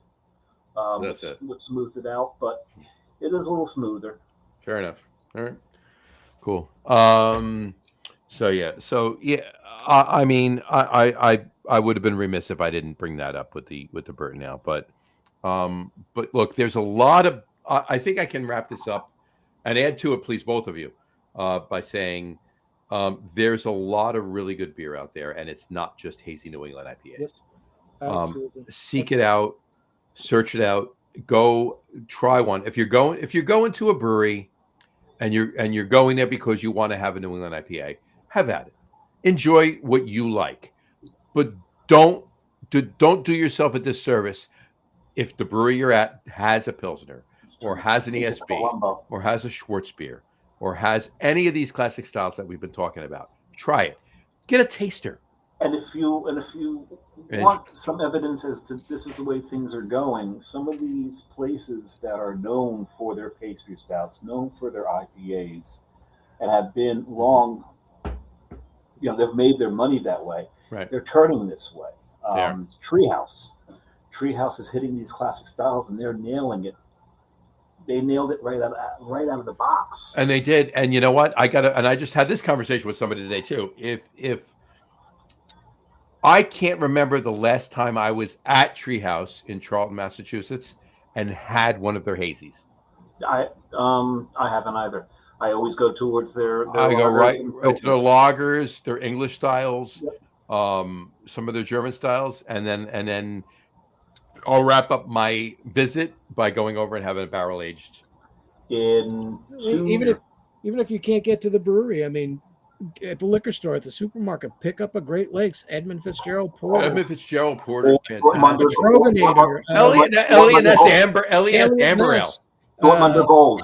Anderson Valley Barney Flats Oatmeal Stout. Some of these breweries that are out there that are putting out classic styles, but these breweries have been around and they need our support too, 100%. So that they don't go the way that Anchor did. 100%. And then even breweries like Elder Pine, and they're newer. They're brewing hazies. But they're brewing ESBs. They're brewing. I had one. What was it last? Anuda Brewing? Not Anuda Brewing. No. They did a smoked Hellas Yes, Elder Pine. I gave you one. Did I give you one? yeah, we drank it on the art. And But you drank it on the show. I didn't. Yeah, You drank it on the show. but also, we mentioned in a couple of weeks, I'm off to Rhode Island, and there's certain breweries I wanted to hit, and I was actually going to bypass Proclamation. Proclamation, they're a sour and an IPA house. But Doug Jones told me, no, they've gotten themselves into the lager game as well. Yeah, they have. So I need to stop there and see what they're doing and see if they're on fleek, as the kids used to say. On fleek, yeah. 55 years ago, when that was a thing. I think it was 55 weeks ago. I don't think it was 55 years ago. I don't know why On Fleek disappeared. That was kind of a cool one. I like that one. My favorite one now is Yeet. I like Yeet. Neat? Yeet. Yeet. Oh, Yeet. Oh, you know what? I can't keep up with it. I mean, Yeet just means to throw something away. It's not even. Forget about the millennials. It's not even Gen Z anymore. I mean, my kids are millennials and Gen Z. My kids at the same time because they're time travelers. Exactly. Well, no, two of my kids are. Yeah, I mean, well, my older daughter is a millennial, and my younger daughter, my son, are Gen Z. But it's the Gen Alpha is screwing up all of this. Lingo. I can't even figure it out anymore. I mean, I'm going to be an old man in saying that, Well, my boys. Let me make this caveat here. Okay, I'm an old man that I'm not blowing it off. Teach me. I'll use it. I'm good with it. I use some of the terms. See, my boy. What generation are my boys? Dipshits. That's what they are. They're dipshits. Stories. I love it. Anyway, so. Where were we? Where were we? I think it's time for our top three. Okay. Top three list. Which probably can be. You could probably just rewind the tape. Just rewind the tape. Top three favorite classic beer. Well, no, we've all mentioned like 9, so we gotta pick the ones, right? So top three classic beer styles. So John, start us off. What's your 3, 2, 1? So 3. Is one that you really like is Old Ales, Yorkshire Ales, those really malty styles of beer, classic English winter warmers. Probably one of my favorites is actually brewed here is Geary's Hampshire Ale. Geary's Hampshire Ale is very good. Very good. Then number 2 is Rauch beers, and of course Schlenkerla rules the roost. Of course. In that category. And then of course the very top is Doppelbox, and my favorite in the world is Augustiner Maximator. So, Maximator's so good. Yeah, so good. Oh my god, it doesn't get any better than the Augustiner Maximator. I actually have some, and I just bought some more because I was worried with the tariffs that availability might become limited. So, I just stocked up on a little more, but you can't have. Fortunately, if the distributor that distributes to the stores has enough of it, the tariffs aren't going to affect it. Yeah, if they have actually the price went up though. The price has already gone up $2.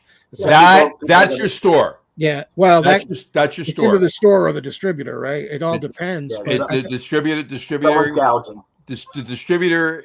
I would look. It could be either. Yeah. I would bet money that it's your store. But they wouldn't do it if the tariffs weren't in the pipeline and they knew it was coming. So it's ultimately the tariffs that are causing that. And I'm not saying they're gouging; they're getting ahead of. Yeah, they're getting ahead of the curve, and this is coming. But in some degrees, we're going to start see where this stuff is just not going to be brought into the country anymore. And that's my big worry with that one, because I buy a case of what your favorite beer is, folks, and sit on it. Yeah, or 2. Right. So someone else doesn't steal it, because they have to knock you off. And just a friendly word of warning: not an IPA. All right. You don't want to sit on an IPA unless it's Sierra Nevada Celebration. Then have at it. Yeah, you can enjoy that. But Doppelbox, yeah, you can age that stuff. You can age that for a long just time. Fine, so. Just fine. Samurai. Number 3, Tomave Pivos. Tomave Pivos. Sylvaticus makes a phenomenal one. Human Robot makes an incredible one, and as we mentioned earlier, we talked about Schwarzbier, German word, meaning black beer. Tomave Pivo is a Czech word meaning black beer. Black beer. Oh, all right. Okay. Same thing. very similar beers, slightly hopped a little. Tomave bitter Pivo's a little less roasty, but that's about the only difference. Yeah. And it really depends on who's brewing it, because especially we're talking about American versions of Schwartz beer and Tomave Pivos. I've had Schwartz beers that are just almost chocolate bombs without a lot of roast to them, which means they've done it wrong. But that's fine. This is a very good Schwartz beer. This one I've right had here. that. That's actually a pretty damn good Schwartz beer. Yeah. It's a good Schwartz beer. Sean, do you have any of this? You did not have this. Not that one. No. I have to get you some of this. There you go. No, I didn't have any left. Those of you listening to the audio podcast that feel left out, that's a Coastal Brew Works Vertical Migration Schwartz beer. I didn't have any left that I could bring him, or I didn't have any left that I was willing to bring him. You drank it on that. Number 2, Creek. And for Creek, there's as far as I'm Cripple Creek? down on Cripple Creek. Down on Cripple Creek? You send me. You send me. No, so Creek, as far as I'm concerned, there's really only 2 breweries involved there. And that, of course, is Cantillon, and the other being Dry Fontaine.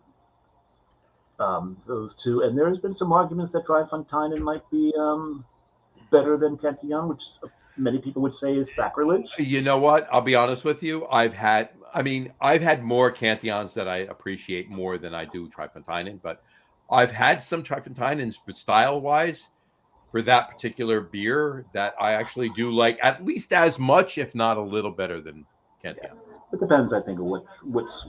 Also, I think it depends upon the vintage as well, because let's face it, Lambics, they have a vintage. There's a vintage to them. They're very wine-like in that matter. You heard about the Belgian brewer who was making a fruit beer and couldn't stir the mash, right? Go ahead. He was up the creek without. A paddle. I knew it. Don't forget to tip your bartenders, folks. So my number 1, I'll be here all week. as I mentioned, was Stout. Or all creek. Well, number 1 is Stout. And if we're going to go to the classics, Samuel Smith. Yeah. So Samuel Smith's Imperial Stout is the Imperial Stout you measure all else against. When you talk about the classic version of it, not the doctored versions that we have, all the different ways all the different blasphemies we have imparted upon this particular style, for better or worse. There's that, and then when you come into the United States as far as stouts are concerned, well, then before we even do that, before we get there, you just go a little west, and you've got to tip your hat to what the Irish did with it, the Guinness, just one of the greatest beers existing on the planet. And for those who have been to an American pub and had a Guinness and that's not very good, it's like, well, you've never really had Guinness. So there's that, and then Great Divide Yeti. Great Divide Yeti to me is one of the greatest beers brewed in this country. Which is a shame, and it's sad that you brought that up because we don't get it here. I don't know if you see what's going on with Great Divide. Yeah, they're not going anywhere. They're closing the tap room, but they're still going to brew. But who's going to brew? But they're bought out, right? Yeah, so that's a crying shame, because that was one of my favorite beers ever.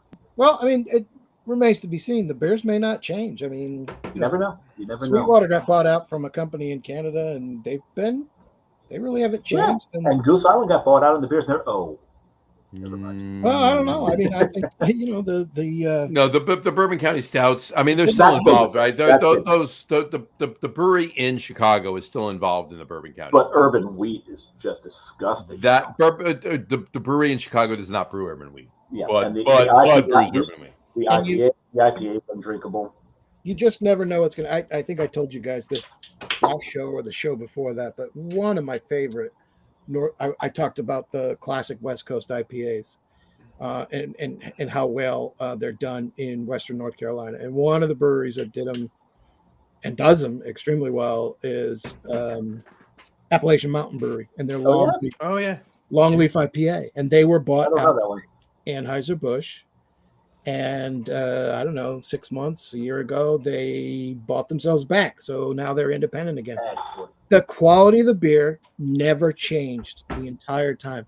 it was still amazing. So You know what? Because they couldn't send anybody out into those woods and not be met by shotguns. Most of, not all, but most of those purchases by Anheuser-Busch or AB InBev, if you will, buying up breweries, all right? Most, not all, but most were distribution deals. Yes. So the breweries were still involved in the brewing of the beer. So the quality of the beer, most of the time didn't change. When Bud got involved with, hey, you know what? We can get you better. We get you more. We can get you cheaper grain. We can get you cheaper this. We can get you, use this instead of that. When they started getting involved with that, then some of the beers, and that's what happened to Goose Island. That's what happened to, and it pains me to say, and not that it was an amazing beer, but it was a solid staple that was local here, and that's Blue Point Toasted Lager. Blue Point Toasted Lager is nowhere near what it was 10 years ago. But they have bought themselves back as well. I thought they did. No. Toasted Lager not too, and the Mother Pumpkin not too long ago, and they were both. I thought they had. I thought they were pretty one of the good still. Well, I mean, let's put it this way: if they did, and if I'm wrong, and which I could be wrong, because it's not like I pay attention to AB InBev's purchasing and mergers and shit every day, right? But if Blue Point did, kudos to them, but they haven't changed back to what they were brewing Toasted Lager to be since they bought it back. Oh, what it was, it's not that they bought it back. They were one of the brands sold to Tilray. Oh, Tilray now owns Blue Point. You're right. Yeah. You're right. Yeah, Tilray now owns it. They were sold to Tilray. Yeah, you're right. But what Bud changed the recipe to Toasted Lager. And again, it's not like it was the best beer since sliced bread, but it was solid. And I enjoy drinking Toasted Lager. I went out to a bar. An unintentional pun? Yeah, sliced bread and toasted lager as well. I see what you did there. See what I did there, not even knowing I did it. Right? Know you did. But yeah, it's a shame what that beer is now. Oh, I loved toasted lager. I actually really enjoyed it. It was very good. By the way, I opened a fourth beer. Shocker. John's on the show, and I opened a fourth beer. And I went back to another Von Trapp Schwartz beer. Shocker. I'm opening a Schwartz beer. All the talk about dark beers, black beers, and John just couldn't help himself. He had to. There you go. I had to. No, you only had one. I did. I only had one. Well, you had four now. I now have four. Yeah, I had four. I had a Kolsch. I had an ESB. I had a quad decocted Doppelbock. And now I have a Schwartz beer. So I'll do my top three. When you drank your quad decocted Doppelbock, did you have your pinky out? I had my quad decocted Doppelbock. John, you opening a fourth? I am. I actually had put this one aside, especially to your point about breweries that do such a great job. You mentioned Schilling, so I had the. This is their Vinox beer, which is a double bock. That one.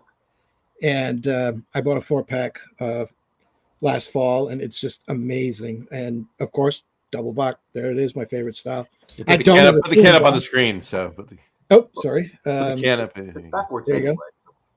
That's their Vinox beer, and I've been trolling eBay for a Schilling glass too, and they're scarce as hen's teeth. But this is an old Nutfield, which is a New Hampshire classic Ringwood brewer.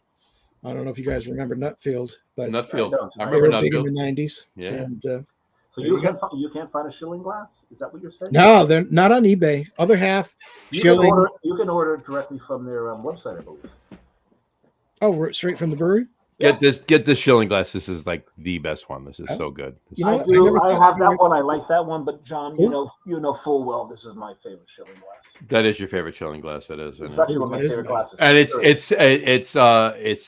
embossed too. It's not. It's dimpled and that's embossed. This is probably my favorite. This is probably you've probably seen me drink out of this glass more on the show than any other glass. Pretty much, yeah. I mean, you've probably seen me drink out of my Von Trapp, same glass, right? But I think you drink. I think other than the Coastal Brewworks glass, I think the glass that you drink most out of on the show is the mechanical. Yeah, well, I mean, you drink out of the mechanical. I do. Willie Becker. Well, it's the Willie Becker, right? But I mean, and I drank out of 2 Willie Beckers tonight too. My Treehouse and my. And surprisingly, it wasn't a mechanical. And it wasn't mechanical, right? But in any event, I'll do my top three. And now neither of you did an honorable mention. No, So because neither of you did an honorable mention, you're going to do 5. I'm going to do 3. But I'll blow through them, right?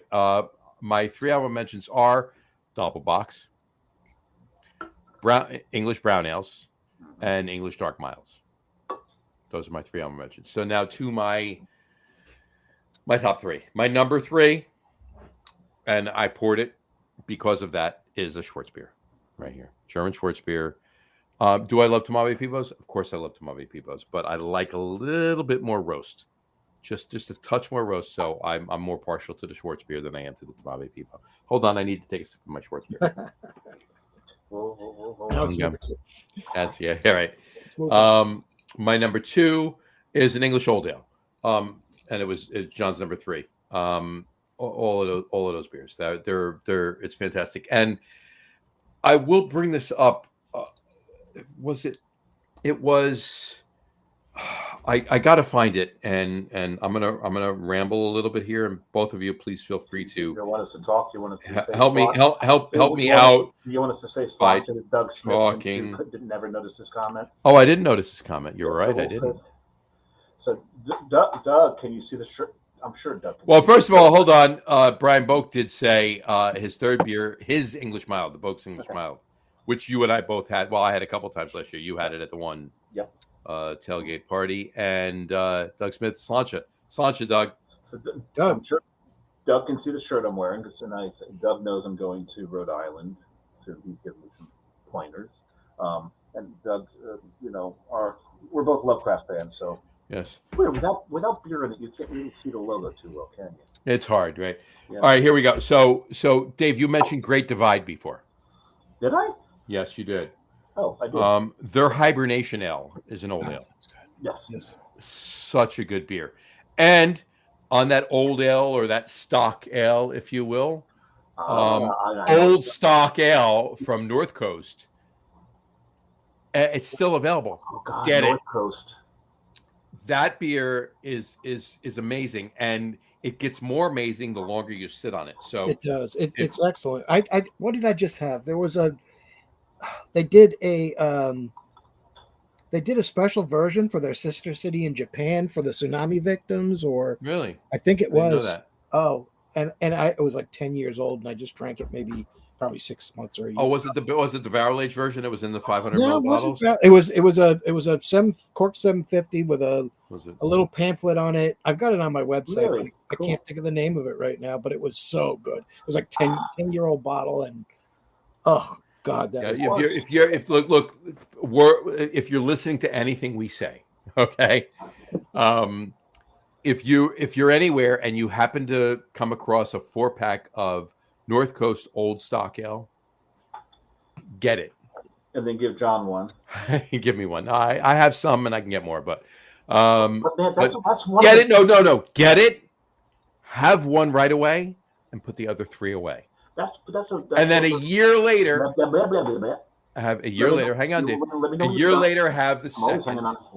A year later, have the third, and a year later, have the fourth. I promise you, at somewhere in those 3 years, you will buy more 4-packs of the old stock ale. And get some old Rasputin. You're at it. And get some old Rasputin there. Yeah. Well, old Rasputin, Prankster, and Brother Thelonious. Brother Thelonious, yeah. And Red Seal. Red Seal was another. Red Seal's good too, yeah. And you know what? Scrimshaw Pils is not a bad pill. Yeah. Scrimshaw's was pretty damn good, but Old Raspy, all the different variations, all the different ways Old Raspy. North Coast is one of those classic styles, breweries. I'm glad just making the beers. They're old styles, and I didn't even think of it until I was talking about that. They're one of those classic breweries that are just making old styles and hanging their hat on them and enjoying it, and they're surviving and they're doing their thing, and pay them some respect because they're making some classic styles, making some very, very well brewed classic styles. And I get old Raspy pretty regularly. Mm-hmm. That's good. There's bourbon barrel aged old Raspy too. Yeah, no kidding. Yeah. Those are the ones that have. That wasn't for you. That was for people listening to. They're the ones that have Roman numerals after them. This is true. I found it. It was called North Coast Old Stock Ale Atsuchi 2012. It was a bottle from 2012. Oh my God. Oh yeah, because that's when the tsunami was. So that makes sense. And I drank it in 2024, and it was like killer. And an old Chinese or Japanese seer has line predicted that Japan's going to hit by a tsunami again this year. We hope not. Let's hope he's wrong. Yes. All right. But yeah. We'll let's hope she's wrong. Yeah, right. Absolutely. So, and then my number one is I know what it is. What? Stick alt. And my favorite stick alt, Dave. Shut up. No. I'm gonna get. Hold on. Well, wait a second. Stick and jab was one of your favorites. No. My second, honestly, I can't even say my second. It's probably my third or fourth or fifth. My third or fourth or fifth stick alt is Stick and Jab from Heavyweight. Heavyweight Brewing, formerly of New Jersey. I mean, they closed 20 years ago, right? But my favorite stick alt is Urige. Urige. I will never drink it again. Okay. Now, this bottle, I saved this bottle for a specific reason. This is, if you've heard me talk about the time, and John, I think you've heard about the time, where Dave and I were at Navari Res in Portland, Maine. Right after COVID. Right after the pandemic. And their amazing bottle list that Navari Res is known for is... What a full May. They were out, and it was the first time Dave was there, right? And they were out of a lot of bottles. So finally, I ordered a Urige Stick Alt, right? And Dave says, and she brings me over mine.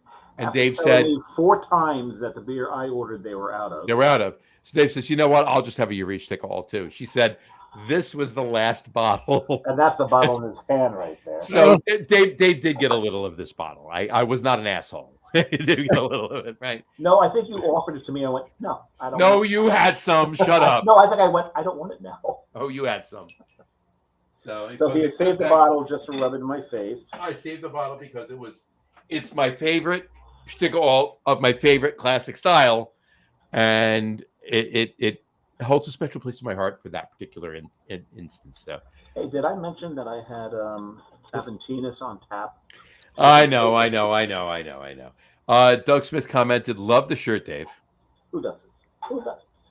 There you go. And he also said, "So stock ale or real style?"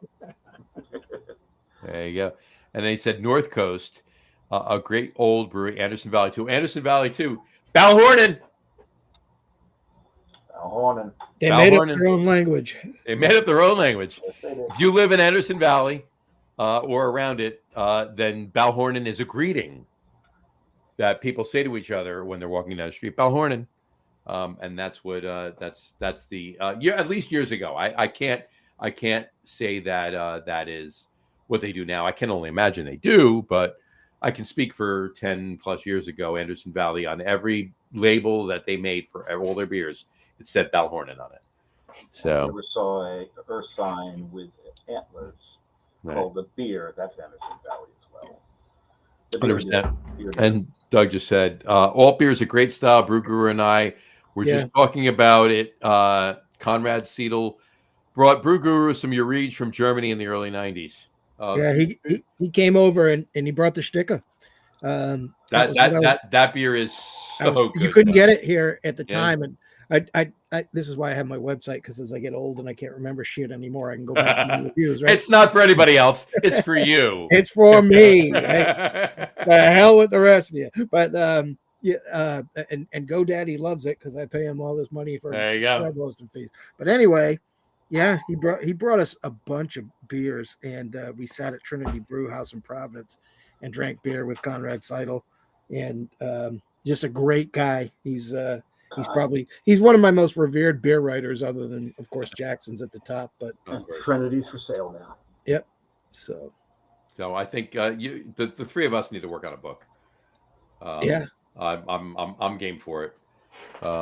In at the beginning, the history of craft beer. We're never going to be able to top Marty's book, though. Oh, well, who is? Marty Axel?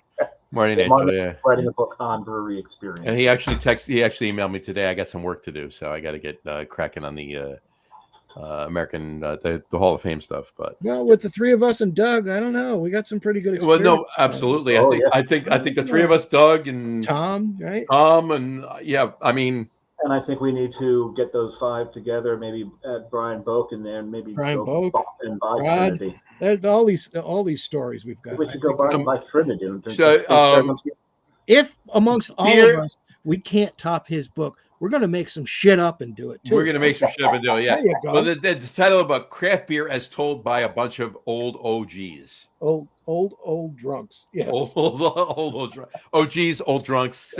Potato. There you go. But yeah, no, that's fantastic. But yeah, that your age stickle is just that's my Grail beer. I didn't. By the way, just a disclaimer. I didn't see that on the menu until I ordered it. Because if I had seen it on the menu before I ordered the other 2 beers that I ordered that she was out of, I would have just gotten that in the first place, right? But yeah, no offense to Navarre Rez up in Portland. They always and do right now have an amazing bottle list as well as when we were there. When we were there was the tail end. It was August There was 21. Distribution had stopped. 4 years ago, and they hadn't been getting distro, and they hadn't gotten the bottles that they had. They're one of Oxbow's show places for a lot of their bottles. Well, I got to tell you that true story. But when Conrad Seidel, he actually had the rental car, and he got to Trinity, and Doug and I were there, and he popped open the trunk, and we saw all these beers and the shtick of alt, and we were like, if the shtick is not for us, we're going to roll this son of a bitch. See, that needs to go in the book, John. Yes, that's going in the book. That's going in the book because it's totally true, right? Actually, he did open the trunk and we saw all those beers, but they were for. There you go. Right into the Usahonic. Doug just said, "Want to talk about cannabis infused beer, Dave?" Only if you pay me. There you go. And he said, "I've got some business proposals if you're interested." You got to GoFundMe for snacks. There you go. Got any snacks? Snacks. Anyway, all right.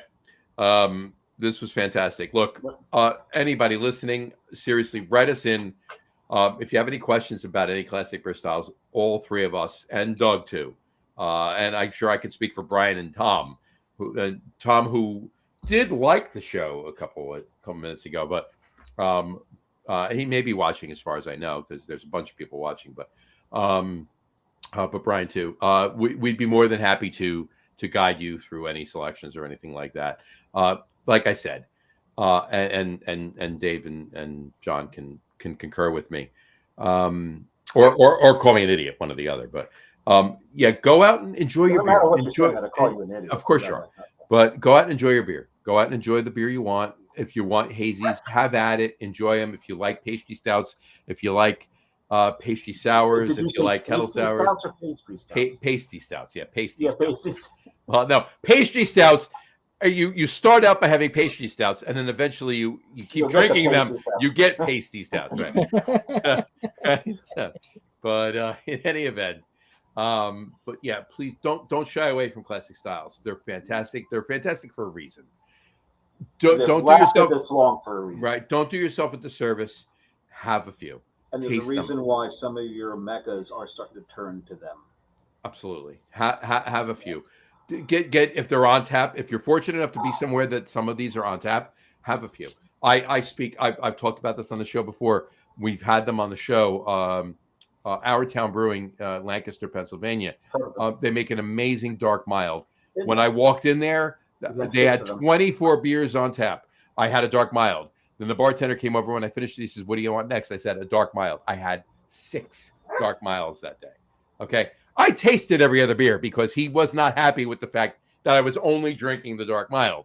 So you have to taste this, and that'll happen, right? I called him an idiot. Yeah, he did. And then he came on the show, and and go read every book Michael Jackson ever wrote, because if you want to learn about classic styles, The Beer Companion, The World Guide to Beer, the great beers of Belgium. There's Mhm. no better way to learn about classic styles and 100%. really to learn about beer. I mean, than to read Michael Jackson. The classic styles are beer. Yeah. Yeah. Yep. There you Oh, go. Everything Yeah, stems I mean, out. both of these gents are right. Read Michael Jackson and Dave. There's no better way to learn about it, and Dave is right. Their classic styles are beer. So So every that's other- we would not have New England IPAs and fruited Everything else sours came right out of it. now if we did not have these classic styles first. Yep. So, yeah, don't do yourself a disservice. Enjoy them. Try them. You will enjoy them.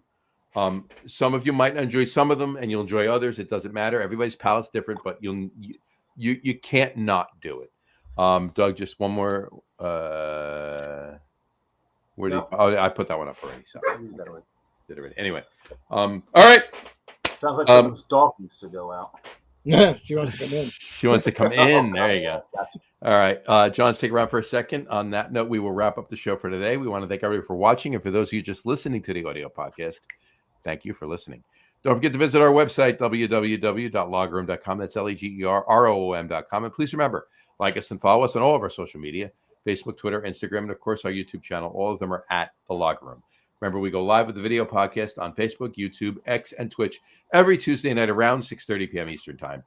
And for those of you who just want to listen to the audio podcast, you can do so on our audio host, Spreaker, as well as iHeartRadio, Apple Podcasts, Spotify, Odyssey, Audible, Pandora, Amazon Music Podcast, iTunes Music, YouTube Music, TuneIn, Podcast Addict, CastBox, Deezer, Podchaser, Listen Notes. Pretty much anywhere you can find audio podcast, you will find the Log Room Guys Craft Beer Podcast. Dave's taking points off of my your score already. There you go. And if you haven't done so already, please subscribe to one or more of those feeds, and you will never miss a show. Again, thanks for following along with us. Have a great rest of your week. Have a wonderful weekend, John. Thank you so much for coming on. This is an amazing show. I love doing these shows with you, John. The next one you're going to be on, we'll talk about it when we sign off already. But obviously, we'll have our Christmas in July show coming up in the next month and a half. Love that. 6-8 lower than last week. How? I sucked last week. This was much better. You lost 2 whole points by forcing the snap.